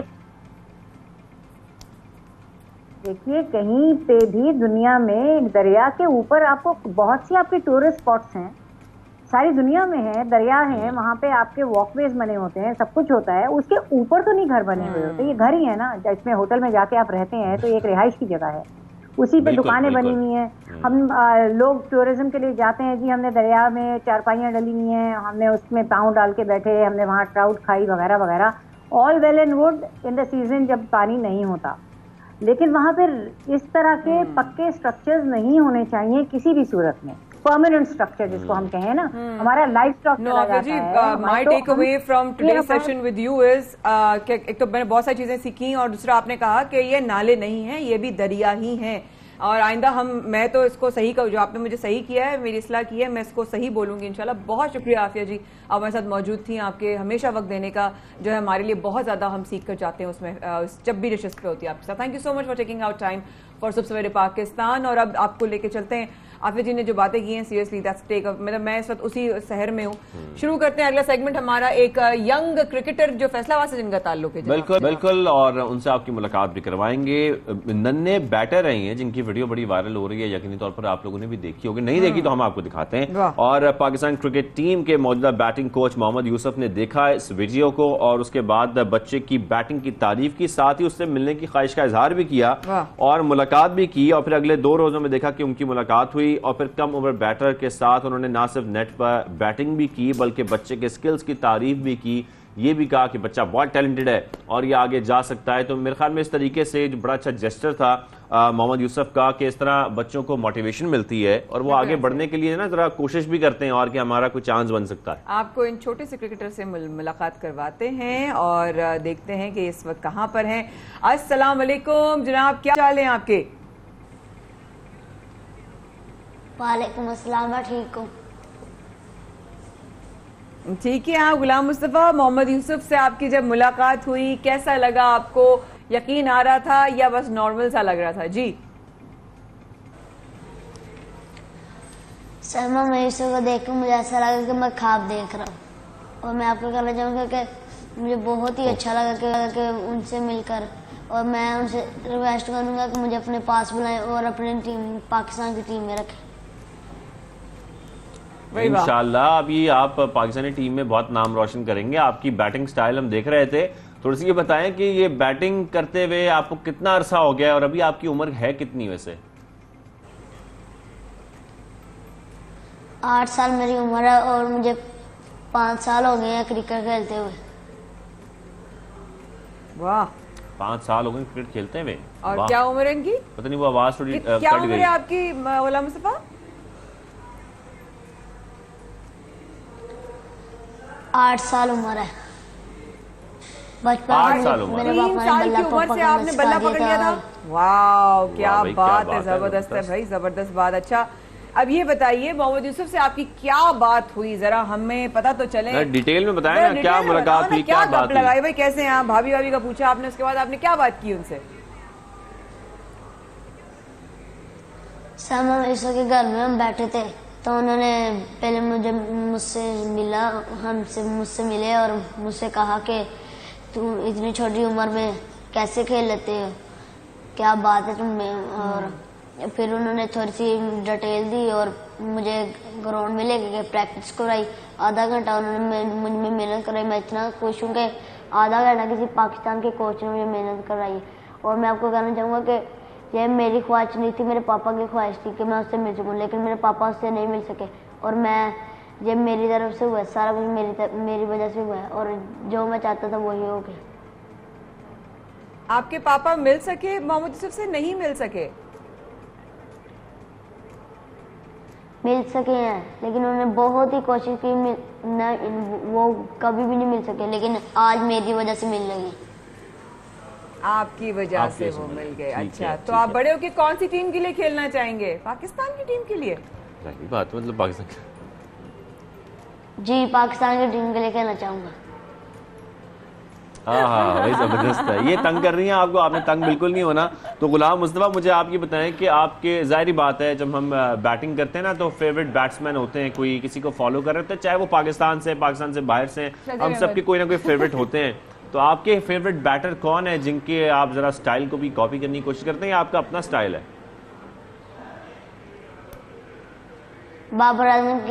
बाबर आजम मेरा फेवरेट प्लेयर और मैं कहना चाहूंगा कि मैं उनसे भी अच्छा खेलूंगा और अपनी कॉपी करूंगा, लेकिन शॉट उनकी तरफ। और बाबर आजम से भी अच्छा खेलेंगे भाई, ये जबरदस्त, क्या बात है। हमारी जो दुआएं हैं वो आपके साथ हैं और हम उम्मीद करते हैं कि आप इस तरह परफॉर्म करते रहें और आगे जब टीम में जाएं तो बेहतरीन परफॉर्म करें। माया, बिल्कुल ऐसा ही। अभी एशिया कप चल रहा है भाई, बरखुरदार। ये बताओ, पाकिस्तान की पहले मैच में जो परफॉर्मेंस थी उसके बाद गुस्सा आया, बल्ला उठा के फेंका या खुद जाके कहीं और टक्कर मार दी? मतलब गुस्सा आया था, नहीं आया था? गुस्सा मुझे आना था, अगर मैं आता तो इंशाल्लाह मैं पाकिस्तान की टीम को जिताता और पूरी टीम खुश होती। अच्छा थोड़ा अच्छा गुलाम, मुझे ये बताएं गुलाम मुस्तफ़ा, अभी आप कौन सी क्लास में पढ़ते हैं? और जाहिर बात है अभी आपके ऊपर एक और बोझ भी होगा, पढ़ाई का भी, तो ऐसे में अपनी बैटिंग भी करना, प्रैक्टिस भी करना, आपका रूटीन क्या होता है? स्कूल जाते हैं, स्कूल से आकर बैटिंग की प्रैक्टिस करते हैं, कितनी देर करते हैं, ज़रा इस बारे में बताएं हमें। मैं 4th क्लास में हूँ और मैं सुबह 7:30 उठता हूँ, आधा घंटा सुबह प्रैक्टिस करता हूँ और स्कूल जाके 1 बजे आके और अपनी पढ़ाई पर वजह के काम करके फिर ग्राउंड में जाके प्रैक्टिस करनी होती है। ऊपर से टाइम भी नहीं होता, मगर टाइम कोई न्यूज़ वाले आ जाते हैं, मैं भी उनका शुक्रिया करूँगा 92 न्यूज़ का कि आपने मुझे बुलाया। नहीं, हम आपका शुक्रिया अदा करते हैं कि आप हमारे शो में आए हैं। लेकिन मुझे गुलाम मुस्तफ़ा ये बताएं कि जिस तरीके से हम देख रहे हैं आपकी बैटिंग बहुत अच्छी मुझे नज़र आ रही है। खैर ये तो अब मुझे वहाँ आकर पता लगेगा आपसे मुलाकात करके कि आपकी बैटिंग कैसी है, लेकिन वीडियो में लग रहा है कि बहुत ज़बरदस्त खतरनाक बैटिंग है आपकी। बॉलिंग भी करते हैं आप इसके साथ साथ?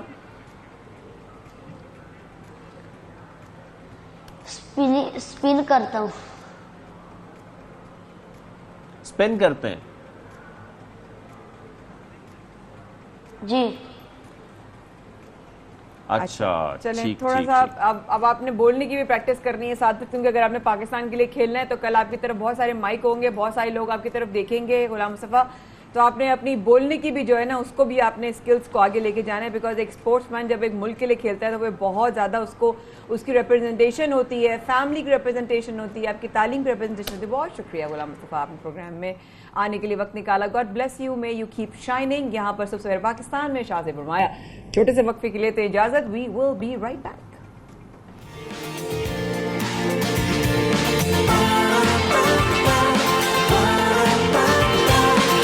सुबह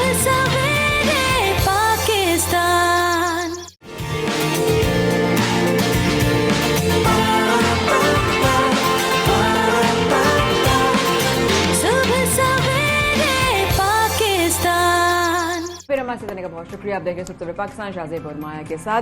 जैसे जैसे हम आपको बता रहे हैं प्रोग्राम में गाहे बगाए सब आपके हवाले से बता रहे हैं, हमारी छोटी छोटी अचीवमेंट्स के बारे से बता रहे हैं, जो हमें चैलेंजेस आगे आने वाले, अगर उनसे हम आगे फिर लेंगे तो चैलेंज आना बंद नहीं हो जाएंगे, उनको एड्रेस करना बहुत जरूरी है। अच्छा मुझे एक बात बताएं, एक पुलिस एहलकार खड़ा हो कहीं पर और एक हो जरा कमजोर सा दुबला पतला सा और एक हो जरा बिल्डर, रूपदार ज्यादा कौन लगेगा आपके ख्याल में? जिसकी बात में वजन होगा। ओ हो क्या गहरी बात कर दी, मतलब आपने उनका जिम जाया करा दिया मैंने। लेकिन बड़ी बात यह है कि इनका जिम जाया इसलिए नहीं हुआ बिकॉज ये एक पुलिस एहलकार भी है और साथ साथ एक बॉडी बिल्डर भी बन इनकी जरूरत भी है वैसे। हाँ एक्चुअली है, हेल्थ कम्स फर्स्ट। जब मैं वाघा बॉर्डर पे जाती हूँ और जब अपने जवानों को देखती हूँ सलूट करते हैं और इस तरीके से वो पाकिस्तान के झंडे को जो है ना वो सलूट कर रहे होते हैं, वो देखकर ऐसा जो है ना लगता है अभी जाके मैं बॉर्डर पर लड़ना शुरू जाऊंगी, इतना मेरा जो है ना वो खून जोश। अच्छा मेरे ख्याल में क्योंकि पुलिस का इंटरेक्शन डायरेक्टली अवाम के साथ होता है इसलिए उनका फिट होना और फिट के साथ, खैर ये तो एक एक्सट्रीम फिटनेस है लेकिन उनकी फिटनेस बड़ी इंपॉर्टेंट है क्योंकि उनकी जिस तरह की ड्यूटी है, जिस तरह उनको लोगों से इंटरेक्शन भी करना है तो उनको फिट भी रहना है, उनके ऊपर कुछ भी हो सकता है। अक्सर तो हम लड़ाई झगड़े भी देखते हैं खासतौर पुलिस एहलकारों के साथ, तो ऐसे में ये बड़ा इंपॉर्टेंट है अवाम का मुहाफ़िज़। आप ऊपर से फूल जाएं, फिट ये कि आप जब अंदर से हेल्दी होंगे, आपका इम्यून सिस्टम अच्छा होगा, आप जाके लड़ सकेंगे। इस वक्त सलाबी सूरत हाल में पुलिस का किरदार हम देख रहे हैं, हमारी पाक अफवाज का हम किरदार देख रहे हैं, जिस तरीके से अगर उनका इम्यून सिस्टम वीक होगा तो किसी और की क्या मदद कर रही है, वो तो खुद बीमार हो जाएंगे। अच्छा लेकिन ये बड़ा एक्सेप्शनल केस है जो हम स्टोरी आपको बता रहे हैं। ये खैरपत हुआ कि उस पुलिस जवान की स्टोरी है जो बॉडी बिल्डिंग मुकाबलों में अपना नाम बना रहे हैं, अवाम का मुहाफिज आलमी तनसाज बन चुका है। ASI एजाज खान का हम जिक्र कर रहे हैं जो कि मिस्टर ओलंपिया तनसाजी मुकाबलों में कांसी का तमगा जीत चुके हैं। क्या बात है, इनसे आपकी मुलाकात करवाते हैं। एजाज खान हमारे साथ मौजूद हैं। अस्सलाम वालेकुम एजाज, गुड मॉर्निंग से आप। वालेकुम अस्सलाम, मैं ठीक हूँ सर, आप कैसे हो? ठीक ठाक खैरियत है जी। पहले तो आप लोगों का शुक्रिया न्यूज़ 2 ये 92 का पूरी टीम का। आप इस वक्त पेशावर में मौजूद हैं एजाज साहब, और सबसे पहले तो ये पूछेंगे आपसे कि पुलिस के साथ साथ आपको इस तरह का बॉडी बिल्डिंग का शौक कैसे हुआ? बॉडी बिल्डिंग का शौक तो मुझे बचपन से ही था क्योंकि जब मेरा एक कज़न था वो एक्सरसाइज के लिए जाता था, मैं फिर उस टाइम मैट्रिक में था। मैट्रिक के बाद वो छुट्टियां होती थी तो उसमें फिर मैंने 6 मंथ की, आपको पता था पहले छुट्टियां होती थी, तो उसके बाद फिर मैंने शुरू की वो 6 मंथ में एक्सरसाइज। तो उसकी देखकर और फिर जितने ये आर्नल्ड श्वार्ज़नेगर हो गए ये अमेरिका का जो है, तो उसको देख कर शौक ज़रा और भी बढ़ गया, तो उसी तरह बस लगे रहे फिर जी। तो एजाज भाई अगर आपको तनसाजी का शौक था और आप जैसे बता रहे हैं बचपन से था, तो फिर ये पुलिस अचानक बीच में कहां से आ गई? कैसे आपके और बॉडी बिल्डिंग के बीच में? जी पुलिस का तो मैं, हमारा टीचर था ये भट्ट साहब, अभी अल्लाह उसको बख्शे, वो आप लाहौर का था वो, और उसने मुझे फिर बताया कि जा हमारे से पुलिस का पूरा ऑल पाकिस्तान का एक टीम बना रहे, तो आप KPK से आप पार्टिसिपेट कर लो। तो मैंने कहा ठीक है सर, क्योंकि पुलिस में मैं एज ए स्पोर्ट्समैन हूँ, तो बस उसी की वजह से तकरीबन काफ़ी टाइम हो गया पुलिस में ज्वाइन किया है। हाँ जी। यानी कि आपकी वैसी सख्त ड्यूटीज नहीं होती, आप सिर्फ मुकाबलों में हिस्सा ले रहे होते हैं, या आप ड्यूटीज भी साथ साथ पुलिस की जो दीगर ड्यूटीज होती हैं वो भी सर अंजाम दे रहे होते हैं?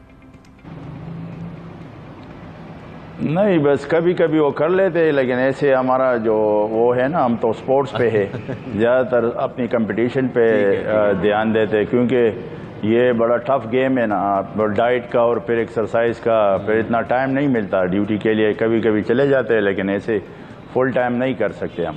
लेकिन डिपार्टमेंट का इसका मतलब आपको सपोर्ट हासिल है ना भाई, क्योंकि जाहिर डिपार्टमेंट सपोर्ट ना करता तो आप अपना शौक और अपना ख्वाब भी पूरा नहीं कर सकते। नहीं कर सकते थे बिल्कुल। ये तो जितने हमारे IG साहब है उसने काफ़ी बड़ा अभी एक रिसेंटली एक प्रोग्राम किया था CPO में, जितने ऑफिसर है हमारे सारे आए थे और सारे खुश भी थे, क्योंकि KPK का पुलिस जो है वो माशाल्लाह पूरे पाकिस्तान में बड़ा वो एक नाम है इन लोगों का। तो मैं ख़ुद भी उस पर फ़ख्र करता हूँ KPK पुलिस पे कि इतने अच्छे पुलिस में हम भर्ती है, और माशाल्लाह अभी तो मैं कहता हूँ ऐसे ऑफिसर आ गए थे कि KPK को बिल्कुल उसने वो सही, जिधर भी आप जाओगे ना पुलिस की तारीफ़ होगी। कोई ऐसी वो पुरानी पुलिस नहीं है अभी, या अभी यंग जनरेशन जिसमें आ गए उसमें काफ़ी वो इम्प्रूव किया है। तो हमारे IG साहब स्पोर्ट्समैन है। जाज भाई, और हम अक्सर देखते हैं बड़ा वहाँ पर एक चेंज हम देख रहे हैं पुलिस एहलकारों के रवैये में भी, खासतौर पर जिस तरीके से वो काम भी कर रहे हैं। लेकिन मुझे ज़रा ये बताएं कि अगर आप जैसे पुलिस एहलकार भर्ती हों और ड्यूटी भी दे रहे हो हर जगह, तो फिर तो क्राइम रेट में बहुत कमी आ जाएगी। हाँ, वो तो ऑटोमेटिक आपकी पर्सनैलिटी ऐसी होती है, आप जगह जिधर चले जाओ ना तो उधर खामखा अगर बड़े से बड़ा बदमाश होगा या कोई भी होगा तो आपके देख कर ज़रा वो नीचे फिर आ जाता है ना, आपके ऊपर नहीं आते। जैसे पुलिस वालों के सामने वो गड़गड़ाता है, ऐसे बात करते हैं, तो ऐसे है कि आपकी पर्सनैलिटी ऐसी होती है कि वो खुद फिर वो आपको देख देख कर हैरान हो जाता है कि यार अभी इसके साथ क्या बात करनी है। तो यही होता है, आराम से यहाँ आराम से चले जाते हैं, आराम से आते हैं हमारे साथ, ऐसी कोई वो नहीं होती। अरे जबरदस्त जबरदस्त। अच्छा भाई ये बताइएगा कि जिस तरीके से आपने मिस्टर ओलंपिया का जो है वो कांसी का तमगा आपने हासिल किया, कितनी बड़ी अचीवमेंट थी आपका, अभी और क्या आपका प्लान है और कितने तमगे आपने जीतने हैं और कैसा महसूस कर रहे हैं? ये तो बस माँ बाप की दुआओं से और जितने हमारे डिपार्टमेंट के और हमारे जो यार दोस्त है उसकी दुआओं से, अल्लाह के फजल से बहुत बड़ी अपॉर्चुनिटी थी ये। और मैंने तकरीबन टाइटल तो मैंने काफ़ी जीते। 96 में मैं पाकिस्तान बना था, मिस्टर पाकिस्तान। उसके बाद 3 टाइम नेशनल चैम्पियन। उसके बाद बाहर काफ़ी कंपटीशन की थी, कतर में गोल्डन कप कहलाता। उसके बाद फिर साउथ एशिया मैंने जीता है 2004 को, ऑल पाकिस्तान और ऑल साउथ एशिया में मैं विनर था। इंडिया हमारे साथ सेकंड थी, फिर तीसरे पे श्रीलंका थी। ऐसे 11 ममालिक में मैंने फर्स्ट किया था। फिर उसके बाद ये दुबई मसल शो हुआ था, उसमें भी गोल्ड किया था। फिर ऐसे ये या क्लासिक इधर पाकिस्तान में बड़ा कंपटीशन हुआ था, उसमें 2 टाइम जीता है। ऑल पाकिस्तान रेंजर्स काफ़ी कंपटीशन ऐसी जीती है।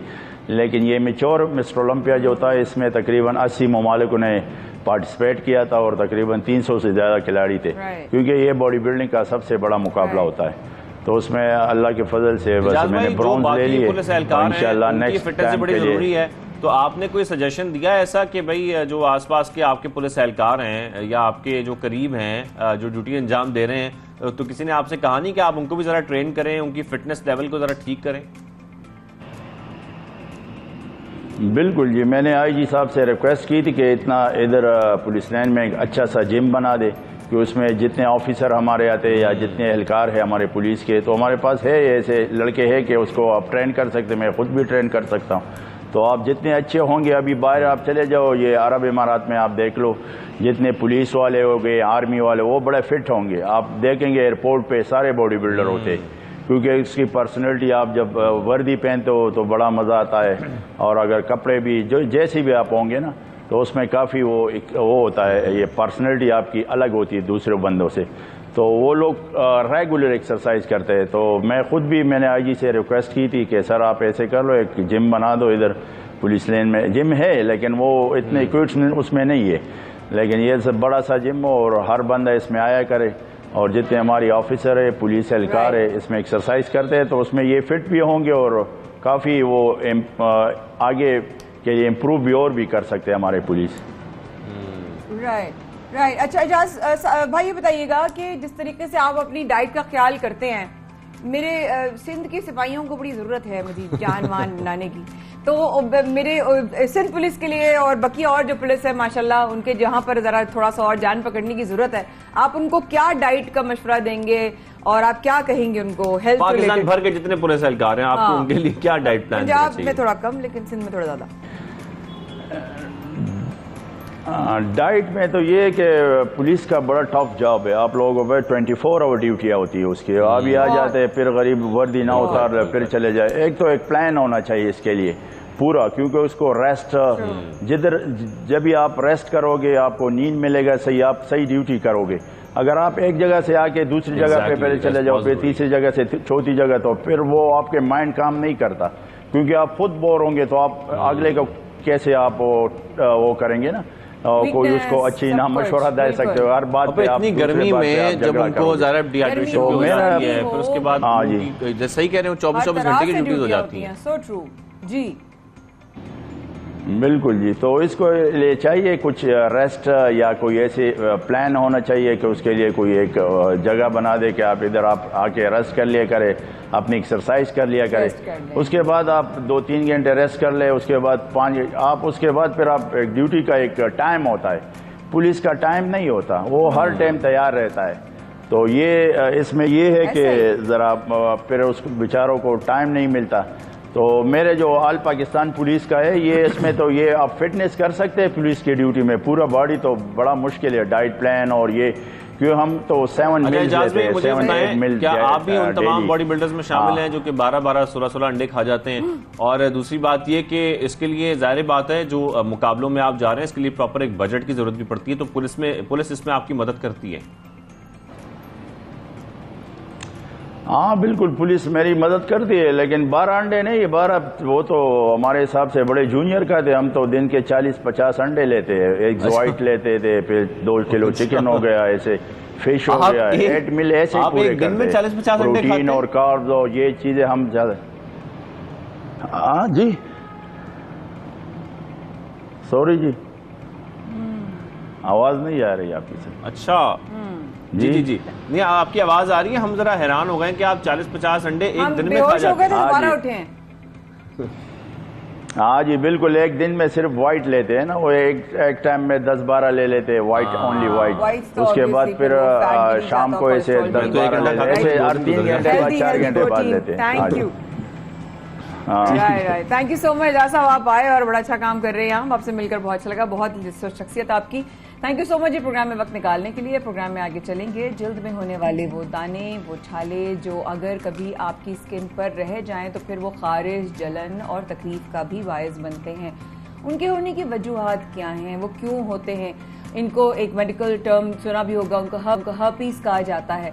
क्यों कहा जाता है, किस लिए हो जाते हैं, इनका इलाज कैसे हो सकता है? एक और बॉडी बिल्डर हमारे पास मौजूद है। हमारे पास एक और, इजाज भाई के बाद हमारे पास उनसे हम पहले ये पूछेंगे वो कितने अंडे खाते हैं, उसके बाद हम बात करेंगे उनसे। हमारे साथ स्किन स्पेशलिस्ट डॉक्टर कैसे हैं माया, कैसी ठीक ठाक? बड़ा मजेदार शो में तो बड़ा इसका पार्ट बन के मैं बड़ा एंजॉय करता हूँ, बहुत, और इतनी जबरदस्त चीजें। बॉडी बिल्डिंग का जिक्र होता है, बॉडी बिल्डिंग का मैं देख रहा था। देखिए अब मैं वो तो बहुत प्रोफेशनल है, मगर मैं लोगों को मशवरा यही दूंगा कि लोग मतलब 16, 18 और शायद तो 16 की बात करते हैं, उन्होंने 40 बताया। जरा लोग एहतियात से खाएं, ठीक है, बड़ा मुश्किल है, सब चीजें खाएं। देखिए प्रोटीन का मतलब हमारे यहाँ क्या आता है कि प्रोटीन का मतलब गोश्त, अंडे भाई, छोले, दाल, लोबिया। अच्छा जरा इसको स्किन से कनेक्ट कर देते हैं। बिल्कुल, कहते हैं अंडे खाने से स्किन पे दाने निकलते हैं, कुछ लोगों के निकलते हैं, कुछ लोगों के निकलते हैं, अर्टिकेरिया होता है, एलर्जी होती है। अच्छा मगर होता ये कि लोग मतलब कुछ लोग पहले से कहते हैं जी, घर में एक मिथ बनी होती है, अंडा खाएंगे तो क्या होगा, मछली खाएंगे तो, वो भी हम प्रोग्राम करेंगे इंशाल्लाह, मछली खाएंगे तो फुल बेरी हो जाएगी, ठीक है, नट्स खाएंगे तो दाने आएंगे। अच्छा पाए खाएंगे, बिरयानी खाएंगे, उससे कुछ नहीं होगा, एक कप दूध पिएंगे तो वजन बढ़ जाएगा, ठीक है, ये सारे मिथ हैं, ठीक है। पानी पीने से वॉमिटिंग फील होती है, प्लीज मुझे एनर्जी ड्रिंक दे दें। बिल्कुल, ये पानी मुझसे नहीं पिया जाता क्योंकि पानी पीने से सुबह को बहुत वॉमिटिंग होती है। तो ये पता नहीं ये कैसे होता है। कर दो। बैक टू द टॉपिक हम आते हैं, जिस्म पर छोटे छोटे छाले बन जाते हैं डॉक्टर साहब। बिल्कुल देखिए ये हर्पीज सिम्प्लेक्स, हर्पीज जोस्टर। माया की बात मुझे बड़ी जबरदस्त लग रही थी कि जी आपका कुव्वत मदाफियत नहीं होती। माया बड़ी जबरदस्त बातें करती है जो बिल्कुल सही है। नहीं बिल्कुल, देखिए कुव्वत मदाफियत कम होने की वजह से हर्पीज सिम्प्लेक्स, हर्पीज जोस्टर इतना ज्यादा आजकल फैला हुआ है। अच्छा होता क्या है कि ये चेहरे पे आता है, ये बिल्कुल जैसे अंगूर की तरह दाने आते हैं, ठीक है, वो पहले सीक्वेंस में जो जी सीक्वेंस में आते हैं। ये देखिए एक कहता है ट्राइजेमिनल एरिया, ये यूं आता है, पूरा आपका फेस कवर हो जाता है। अच्छा यहाँ टैटू भी है हमारे तो उसका टैटू भी है उसका, उसी तरह ये आते हैं। अच्छा इसी तरह यहाँ अगर आपके लेफ्ट साइड पे चेस्ट पे आते हैं, उसको नमूदार होने से पहले लोग समझते हैं मुझे हार्ट अटैक होने वाला है। इतना ग्रैबिंग पेन होता है, अंदर जाके बिल्कुल पिंचिंग होता है।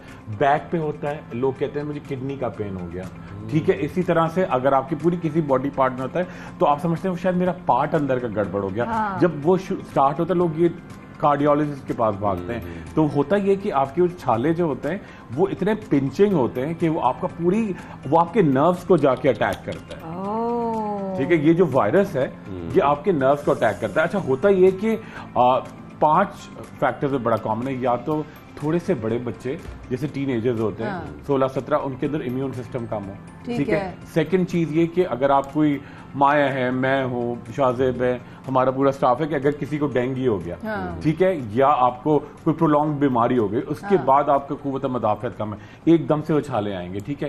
थर्ड, बिल्कुल डायबिटिक है, ठीक है, ब्लड प्रेशर वाले हैं। अच्छा, एक बड़ी उम्र में जाके जब आपको ताकत नहीं रहती तो भी हर्पीज होता है, कुव्वत मुदाफियत कम होने से। होता ये कि एकदम से लोग क्या करते हैं जी, पेट तो भर रहे हैं मगर आपका इम्यून सिस्टम जो है वो स्ट्रांग नहीं होता जब तक आप विटामिन नहीं खाते। विटामिन, कराची में आप रह रहे हैं, विटामिन ना खाएं, ये हो नहीं सकता, ठीक है। विटामिन का वही मतलब, विटामिन खाऊंगी तो मोटी हो जाऊंगी, ठीक है, बिल्कुल विटामिन से मोटी होती है। सेकंड चीज बड़ी इंपॉर्टेंट है, ये आपके अंदर एक वायरस होता है, जैसे बचपन में चिकन पॉक्स होता है, बड़े होकर ये वायरस आपकी बॉडी में पड़ा रहता है, पड़ा रहता है, डोमेंट रहता है। ये हर्पीज का 40 साल, 50 साल, 60 साल, किसी को सारी लाइफ में कभी नहीं होता हर्पीज, किसी को अचानक से किसी भी टाइम पे 25, 24, 28, 32, 48, 57, 65, 70, किसी को भी फ्लेयर अप होता है। वो आपकी बॉडी में वायरस पड़ा रहता है, डोमेंट। और उसे आप बता रहे कि वो अंगूर की तरफ दाने बढ़ना शुरू होते हैं, अंगूर की तरह दाने निकलते हैं, पूरा एक बंच होता है, पूरा एक बंच आपकी नर्व्स को ग्रैब करता है। वो बिल्कुल, आपको लगता है मुझे हार्ट अटैक हो गया, मुझे लगता है मेरा ये पूरा पैरालाइज हो गया। सबसे ज्यादा इनके नमूदार होने का क्या कोई जगह होती? चेस्ट पे बहुत ज्यादा, पूरा बैक पे आपके बैंड बनता है, ठीक है, फेस पे आपका ये एरिया पूरी स्वेलिंग, आपको लगता है कोई जैसे चेहरे पे कोई गर्म पानी डाल दे, उस तरह के छाले निकलता है। बैंड मतलब कोई गोल सर्कल बनता है? नहीं, पैटर्न होता है। बैंड मतलब या फिर स्ट्रेट भी हो सकता है, या फिर यूं हो सकता है, या फिर सर्कुलर हो सकता है। लोग समझते हैं फंगस है, ठीक है।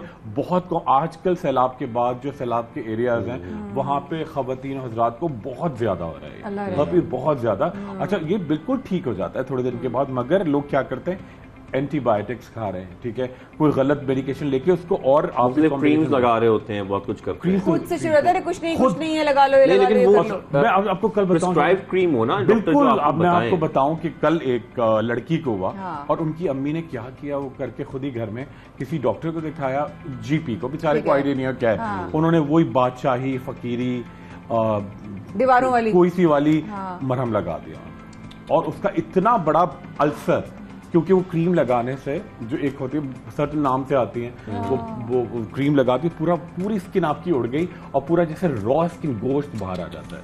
तो ये बड़ी गलत चीज है। तो क्या किया जाए आपके ख्याल में? एक तो फौरी तौर पर डॉक्टर को दिखाया जाए, स्किन स्पेशलिस्ट। देखिए, पहले फौरी तौर पे आप डॉक्टर को दिखाएं।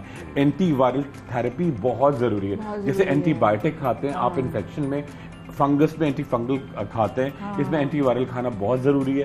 क्रीम सूदिंग लगाई जाती है साथ में, और पेन किलर्स देते हैं, और एंटीपायरेटिक यानी आपके बुखार को भी कंट्रोल करना बहुत जरूरी है। ठीक है। अच्छा डॉक्टर साहब, जिस तरीके से हर्पीज का आप इलाज बता रहे हैं, कितने अरसे में ये नमूदार, तो टाइम इनके अकरेंस का और टाइम इनके जाने का कितना होता है? बिल्कुल, देखिए बहुत सारे दिन तो लोगों को पता नहीं चलता, 7-8 दिन तो आपको आइडिया नहीं होता, अंदर कुछ एलर्जी हो रही है, खारिश हो रही है, फिर एकदम से डेवलप होता है, 7-8 दिन तो वो लगते हैं डेवलप होने, फुल ठीक, फुल आपने ब्लूम पे आता है, वो अपना पूरा दाने भर जाते हैं। उसके बाद आप ट्रीटमेंट शुरू करते हैं, कम से कम 15 दिन लगते हैं उसको रिग्रेस करने का, और 7-8 दिन में आप ट्रीटमेंट के दौरान भी पेन आपका, उसको कहते हैं थ्रॉबिंग पेन, शदीद, और बिल्कुल जैसे अंदर से पूरा आपको खंजर कोई मार रहा है, ठीक है, उस तरह का पेन होता है। तो इसको आप बड़ा नॉर्मली ट्रीट कर सकते हैं, सीरियसली करें। लोग जीपीस के पास जाते हैं, वो ठीक है, मगर क्वैकरी जो करता है नहीं, जो बहुत सारे यही घरेलू टोटके इस्तेमाल करते हैं, जरा इस पे बताएं ना, इनको क्या नहीं करना चाहिए, उससे कितना नुकसान हो सकता है स्किन का? देखिए, मैं आपको बताऊं कि मैंने जैसे हम लोग मसलों पे बात की थी, कोई कत्था चूना लगा रहा है, कोई घोड़े के बाल लगा रहा है, पता नहीं क्या क्या लगाते हैं जी, और कोई जाके खुद ही गूगल पे सर्च करते हैं, उसमें पता नहीं कौन से, जैसे साउथ एशियन, जो साउथ वेस्ट एशियन है, साउथ ईस्ट एशियन कहते हैं, थाईलैंड और वहाँ की कुछ स्नेक ऑयल वाली दवाएं लगा लेते हैं वो लोग, वहाँ से चाइना से मंगा लेते हैं, ठीक है। इसी तरह बहुत सारे लोग क्या करते हैं, मोहल्ले में कोई आंटी ने मुरक्कब बना के उनको दे दिया, वो लगाते हैं। थर्ड चीज जो बहुत इंपॉर्टेंट, बड़ी कॉमन है, कि वो दाने समझते हैं एंटीबायोटिक है, उसको वो किसी सैलून में खवातीन जाती हैं फौरन जाके, और किसी सैलून वाली खातून को बेचारी आइडिया नहीं था, उनका ये दाने आप फोड़ दें, जितनी जल्दी आप फोड़ देंगी तो आपके निशान जाए। वो जो पानी भरा होता है, उनके अंदर पस होता है, उन्होंने पूरा नीडल से जाके उसे करा ली कि शायद मेरे एक्नी टाइप हो रही है, तो मैं उसको पूरा उन्होंने फटवा के उसको पूरा चेहरा एक्सपोज करके या हुआ है। मेरे अल्लाह, और ये हरकत की उन्होंने, जो जी, अपने दाने जी। उन्होंने फुड़वा लिए, जी। उनका निशान पड़ जाता है, परमानेंट मार्क्स होते हैं, Permanent scarring marks होती होते है। हैं। अच्छा, एक ये तो मैं रोज ही देखता हूँ कि मुझे एक वो सैलून वाली आंटी ने कहा कि जी मेरे व्हाइट हेड होते हैं, एक्ने होते हैं, तुम दबा लिया करो। हाँ। बल्कि मैं तुम्हारा फेशियल करती हूँ जिसमें मैं तुम्हें दबा दबा के निकालूं, वो तो खड्डे पड़ते हैं एक्ने के। ये अगर आप नीडलिंग कराते हैं, इन्फेक्शन होके परमानेंट मार्क्स पड़ जाते हैं जो प्लास्टिक सर्जरी के बगैर नहीं जा सकते। अच्छा, आजकल एक बड़ी चीज सोशल मीडिया पर कॉमन होती जा रही, कॉमन क्या कुछ पोस्ट मैंने देखी है इसके हवाले से, ये ऑस्ट्रिच ऑयल बड़ा कॉमन हो रहा है। ये क्या करता है? ये कोई स्किन के हवाले से अच्छा है, बुरा है? बहुत सारे लोग खरीद रहे हैं। देखिए, बहुत सारी चीजें फॉर द टाइम बीइंग बड़ी पॉपुलर हो जाती है, मिक्स होती है, एकदम से एक ट्रेंड आ जाता है। लैटिन अमेरिकन कोई ऐसी चीज आएगी जो लगाने से या खाने से आपके अंदर बड़ी ताकत आ जाएगी, लोगों का ये एक मिथ्स होती है, ठीक है। इस तरह कोई चाइनीज या थाई चीजें आएंगी, वो हम खाएंगे तो या लगाएंगे इस तरह के बाम्स, तो हमारे अंदर टाइगर वाली ताकत आ जाएगी। ये एक बहुत खतरनाक मिथ्स है, लोग लेकर आते हैं। इवन मैं आपको बताऊं, जो प्राइवेट प्रैक्टिस में भी होता है, और अगर आप जो टीचिंग हॉस्पिटल में जाते हैं, डाओ के साथ सिविल हॉस्पिटल, तो इसी तरह से शहरों में तो होता ही है। गांवों में जो नीम हकीम होते हैं, वो क्या करते हैं कि वो कोई शेर का कुछ बना के ना, इसी तरह का मुरक्कब, और लिटरली किसी साहब को दिया था, बड़ी उम्र में थे वो, कि वो बहुत एनर्जेटिक हो जाए, उनके अंदर बहुत ताकत आ जाए, पूरी स्किन उनकी लिटरली फट गई। लिटरली उसके अंदर स्टेरॉइड्स ऐड करते हैं, कुछ शेर का उन्होंने कहा कि उसके शेर की कोई चीज डाली उसके अंदर, लाके बाहर से लाके, ठीक है, हरन का गोश्त से बना के उन्होंने कोई माजून बना के देते हैं, जो आप ऑस्ट्रिच का बता रहे हैं ना इस तरह। तो लिटरली एक 75-80 साल के साहब को उन्होंने खिलाया कि उनके अंदर बड़ी एनर्जी आ जाए, ठीक है, और वो खाते रहे घर में बैठ के एक वीक में दूध के साथ, लिटरली उनकी स्किन फट गई। तो शेर भी परेशान होगा, किसको शेर बनाया जा रहा है? शेर खुद परेशान हो गया होगा, कहाँ लगा दिया मेरे। देखिए, एक डिजीज होती है, आप सब लोग गूगल करेंगे, Steven Johnson syndrome. Steven Johnson बिल्कुल है, बिल्कुल आप देखिए, वो होता क्या है कि देखिए, जो माया क्या होता है, लोगों को आइडिया नहीं होता कि मुझे किस चीज से एलर्जिक हूं मैं, ठीक है, और आप जब पैदा होते हैं, डॉक्टर वहीं आपको एक छोटा सा कार्ड दे देते हैं कि आप इससे एलर्जिक है। लोग वो रखते नहीं है, बच्चे 16-17 साल के हो गए, उनको एंटीबायोटिक डॉक्टर को खिलवा दी, उससे स्किन फटती है, वो तो होता ही है। इसी तरह स्टेरॉइड जब आप पीस के कुछ चीजों में, खासतौर पे मर्द हजरात ज्यादा यूज करते हैं, वो यूज करते हैं, तो आपकी स्किन बिल्कुल फट जाती है। स्टीवन जॉनसन सिंड्रोम की एक सिवियर कंडीशन आती है, ये हर्पीज उसी का एक पैटर्न। एक और सवाल बस हर्पीज से रिलेटेड डॉक्टर साहब, ये कि जो उसका आपने कहा ना, पानी जो निकलता है, लोग फाड़ देते हैं, वो अच्छा, ये क्या ये लग जाती है एक दूसरे से दूसरे को लग सकती है? क्या एहतियात है करनी चाहिए किसी को इस तरह के? वैसे भी दाने हो तो लोगों को वैसे भी, तो देखिए बेसिक्स है, टॉवल शेयर ना करें, अपने मुंह के कपड़े, मुंह का आपका आजकल पानी की वजह से भी हो रहा है, पानी भी इतना गंदा आ रहा है। पानी की भी बात कर रहे थे हम दोनों कि कितना पानी इस वक्त जो गंदा हो चुका है, जो हमारे पास नलों में आ रहा है, उसमें बैक्टीरिया भाग गया है, इसमें इन्फेक्शंस आ गए हैं। बिल्कुल, तो क्या कंटेजियस है हर्पीज? और पानी के हवाले से, पानी के हवाले से देखिए, पहली बात कंटेजियस नहीं है, बिल्कुल कंटेजियस नहीं है, ये आपके अंदर ही रहती है, ठीक है, डोरमेंट है, आपको ही तकलीफ देगी, इन्फेक्शियस है, कि इस पे आपको फोड़े आ सकते हैं, पस पड़ सकता है, ये कंटेजियस नहीं है किसी आप बच्चे को गोद में लेके, मगर उस दौरान जरा अवॉइड ही करें, अपना टॉवल अलग हो, अपना ब्रश, ये तो बेसिक्स है। थर्ड चीज बड़ी इंपॉर्टेंट है, इस दौरान भी आप बेदिंग करें, नहाएं रोजाना, बड़ा जरूरी है। अच्छा, कराची का तो ये जो मसला हम कहते हैं कि जी गंदा पानी पीने का, तो अब हो ही गया है कि बॉटल्ड होगा, ठीक है। अच्छा, इसका बड़ा सिंपल पैटर्न है, आप क्या करें, आपके घर में वही पानी आएगा, और इसके कोई रोने का, हम लोग जितना भी रोल है वही आएगा, ठीक है। आपको क्या करना है, जो पानी आपके घर में आता है, बकेट आपने फुल किया, ठीक है, और एक चक्कर आपने उसके अंदर डाला, फिटकरी का एक चक्कर लगाया, ठीक है, और एक चुटकी पिंकी अच्छा, ठीक है, वो डाला, बड़ी अच्छी चीज है, बड़ी जबरदस्त। हम पुराने जमाने में देखते हैं लोग पिंकी से, इवन हमारे घर में भी फ्रूट्स को भी धोया जाता था, लेकिन बहुत छोटी अमाउंट के साथ ना, वो बड़ी वो स्ट्रांग होती है, वो खाने में खतरनाक हो सकती है ना। तो वो पिंकी आप बिल्कुल लिटरली एक चुटकी लें, बकेट में डालें, जितना आपको पानी की भी राशनिंग हो जाएगी, बचत हो जाएगी, ठीक है, वो आपने किया, और नीचे का जितना पानी है वो आप छोड़ दें। अच्छा, छोड़ दें, बिल्कुल छोड़ दें, वो आप फेंक दें, वो लॉन में फेंक दें, जो भी। और फिटकरी भी इनफ नहीं है पानी को, फिटकरी जो है ना, वो आपके डेब्री को नीचे करेगा, फिटकरी आपके हाथ में, आपने पानी में चक्कर दिया, तो वो क्या करेगा कि आपकी तमाम जो डेब्री है, मिट्टी है, वो तो नीचे जाएगा। पिंकी इसका इन्फेक्शन खत्म करेगा। देखिए, पीने के लिए पानी तो हम पिंकी नहीं कर सकते, मगर आप बॉडी के लिए, वुज़ू के लिए नाक में जा, आंखें धो रहे हैं, बाल धो रहे हैं, बाल लड़कों के तेजी से झड़ रहे हैं, बहुत क्योंकि यही वाला पानी, दुबई वाला हाल यहाँ पे भी शुरू हो गया। तो ये कराची दुबई बन चुका, हम इस नुक्ते पे पहुंचे दूसरे तरीके से। But thank you so much, Dr. Saab, for coming on the show. Amazing, very well done, और बहुत अच्छी आज हमारी डिस्कशन हुई। तो सबसे बड़े पाकिस्तान में शाज़ेब और माया को दीजिए सब कल तक के लिए इजाजत। इंशाल्लाह कल फिर मजीद अपडेट के साथ और अच्छी खबरों के साथ आपके खिदमत में फिर हाजिर होंगे। तब तक के लिए अल्लाह हाफ़िज़।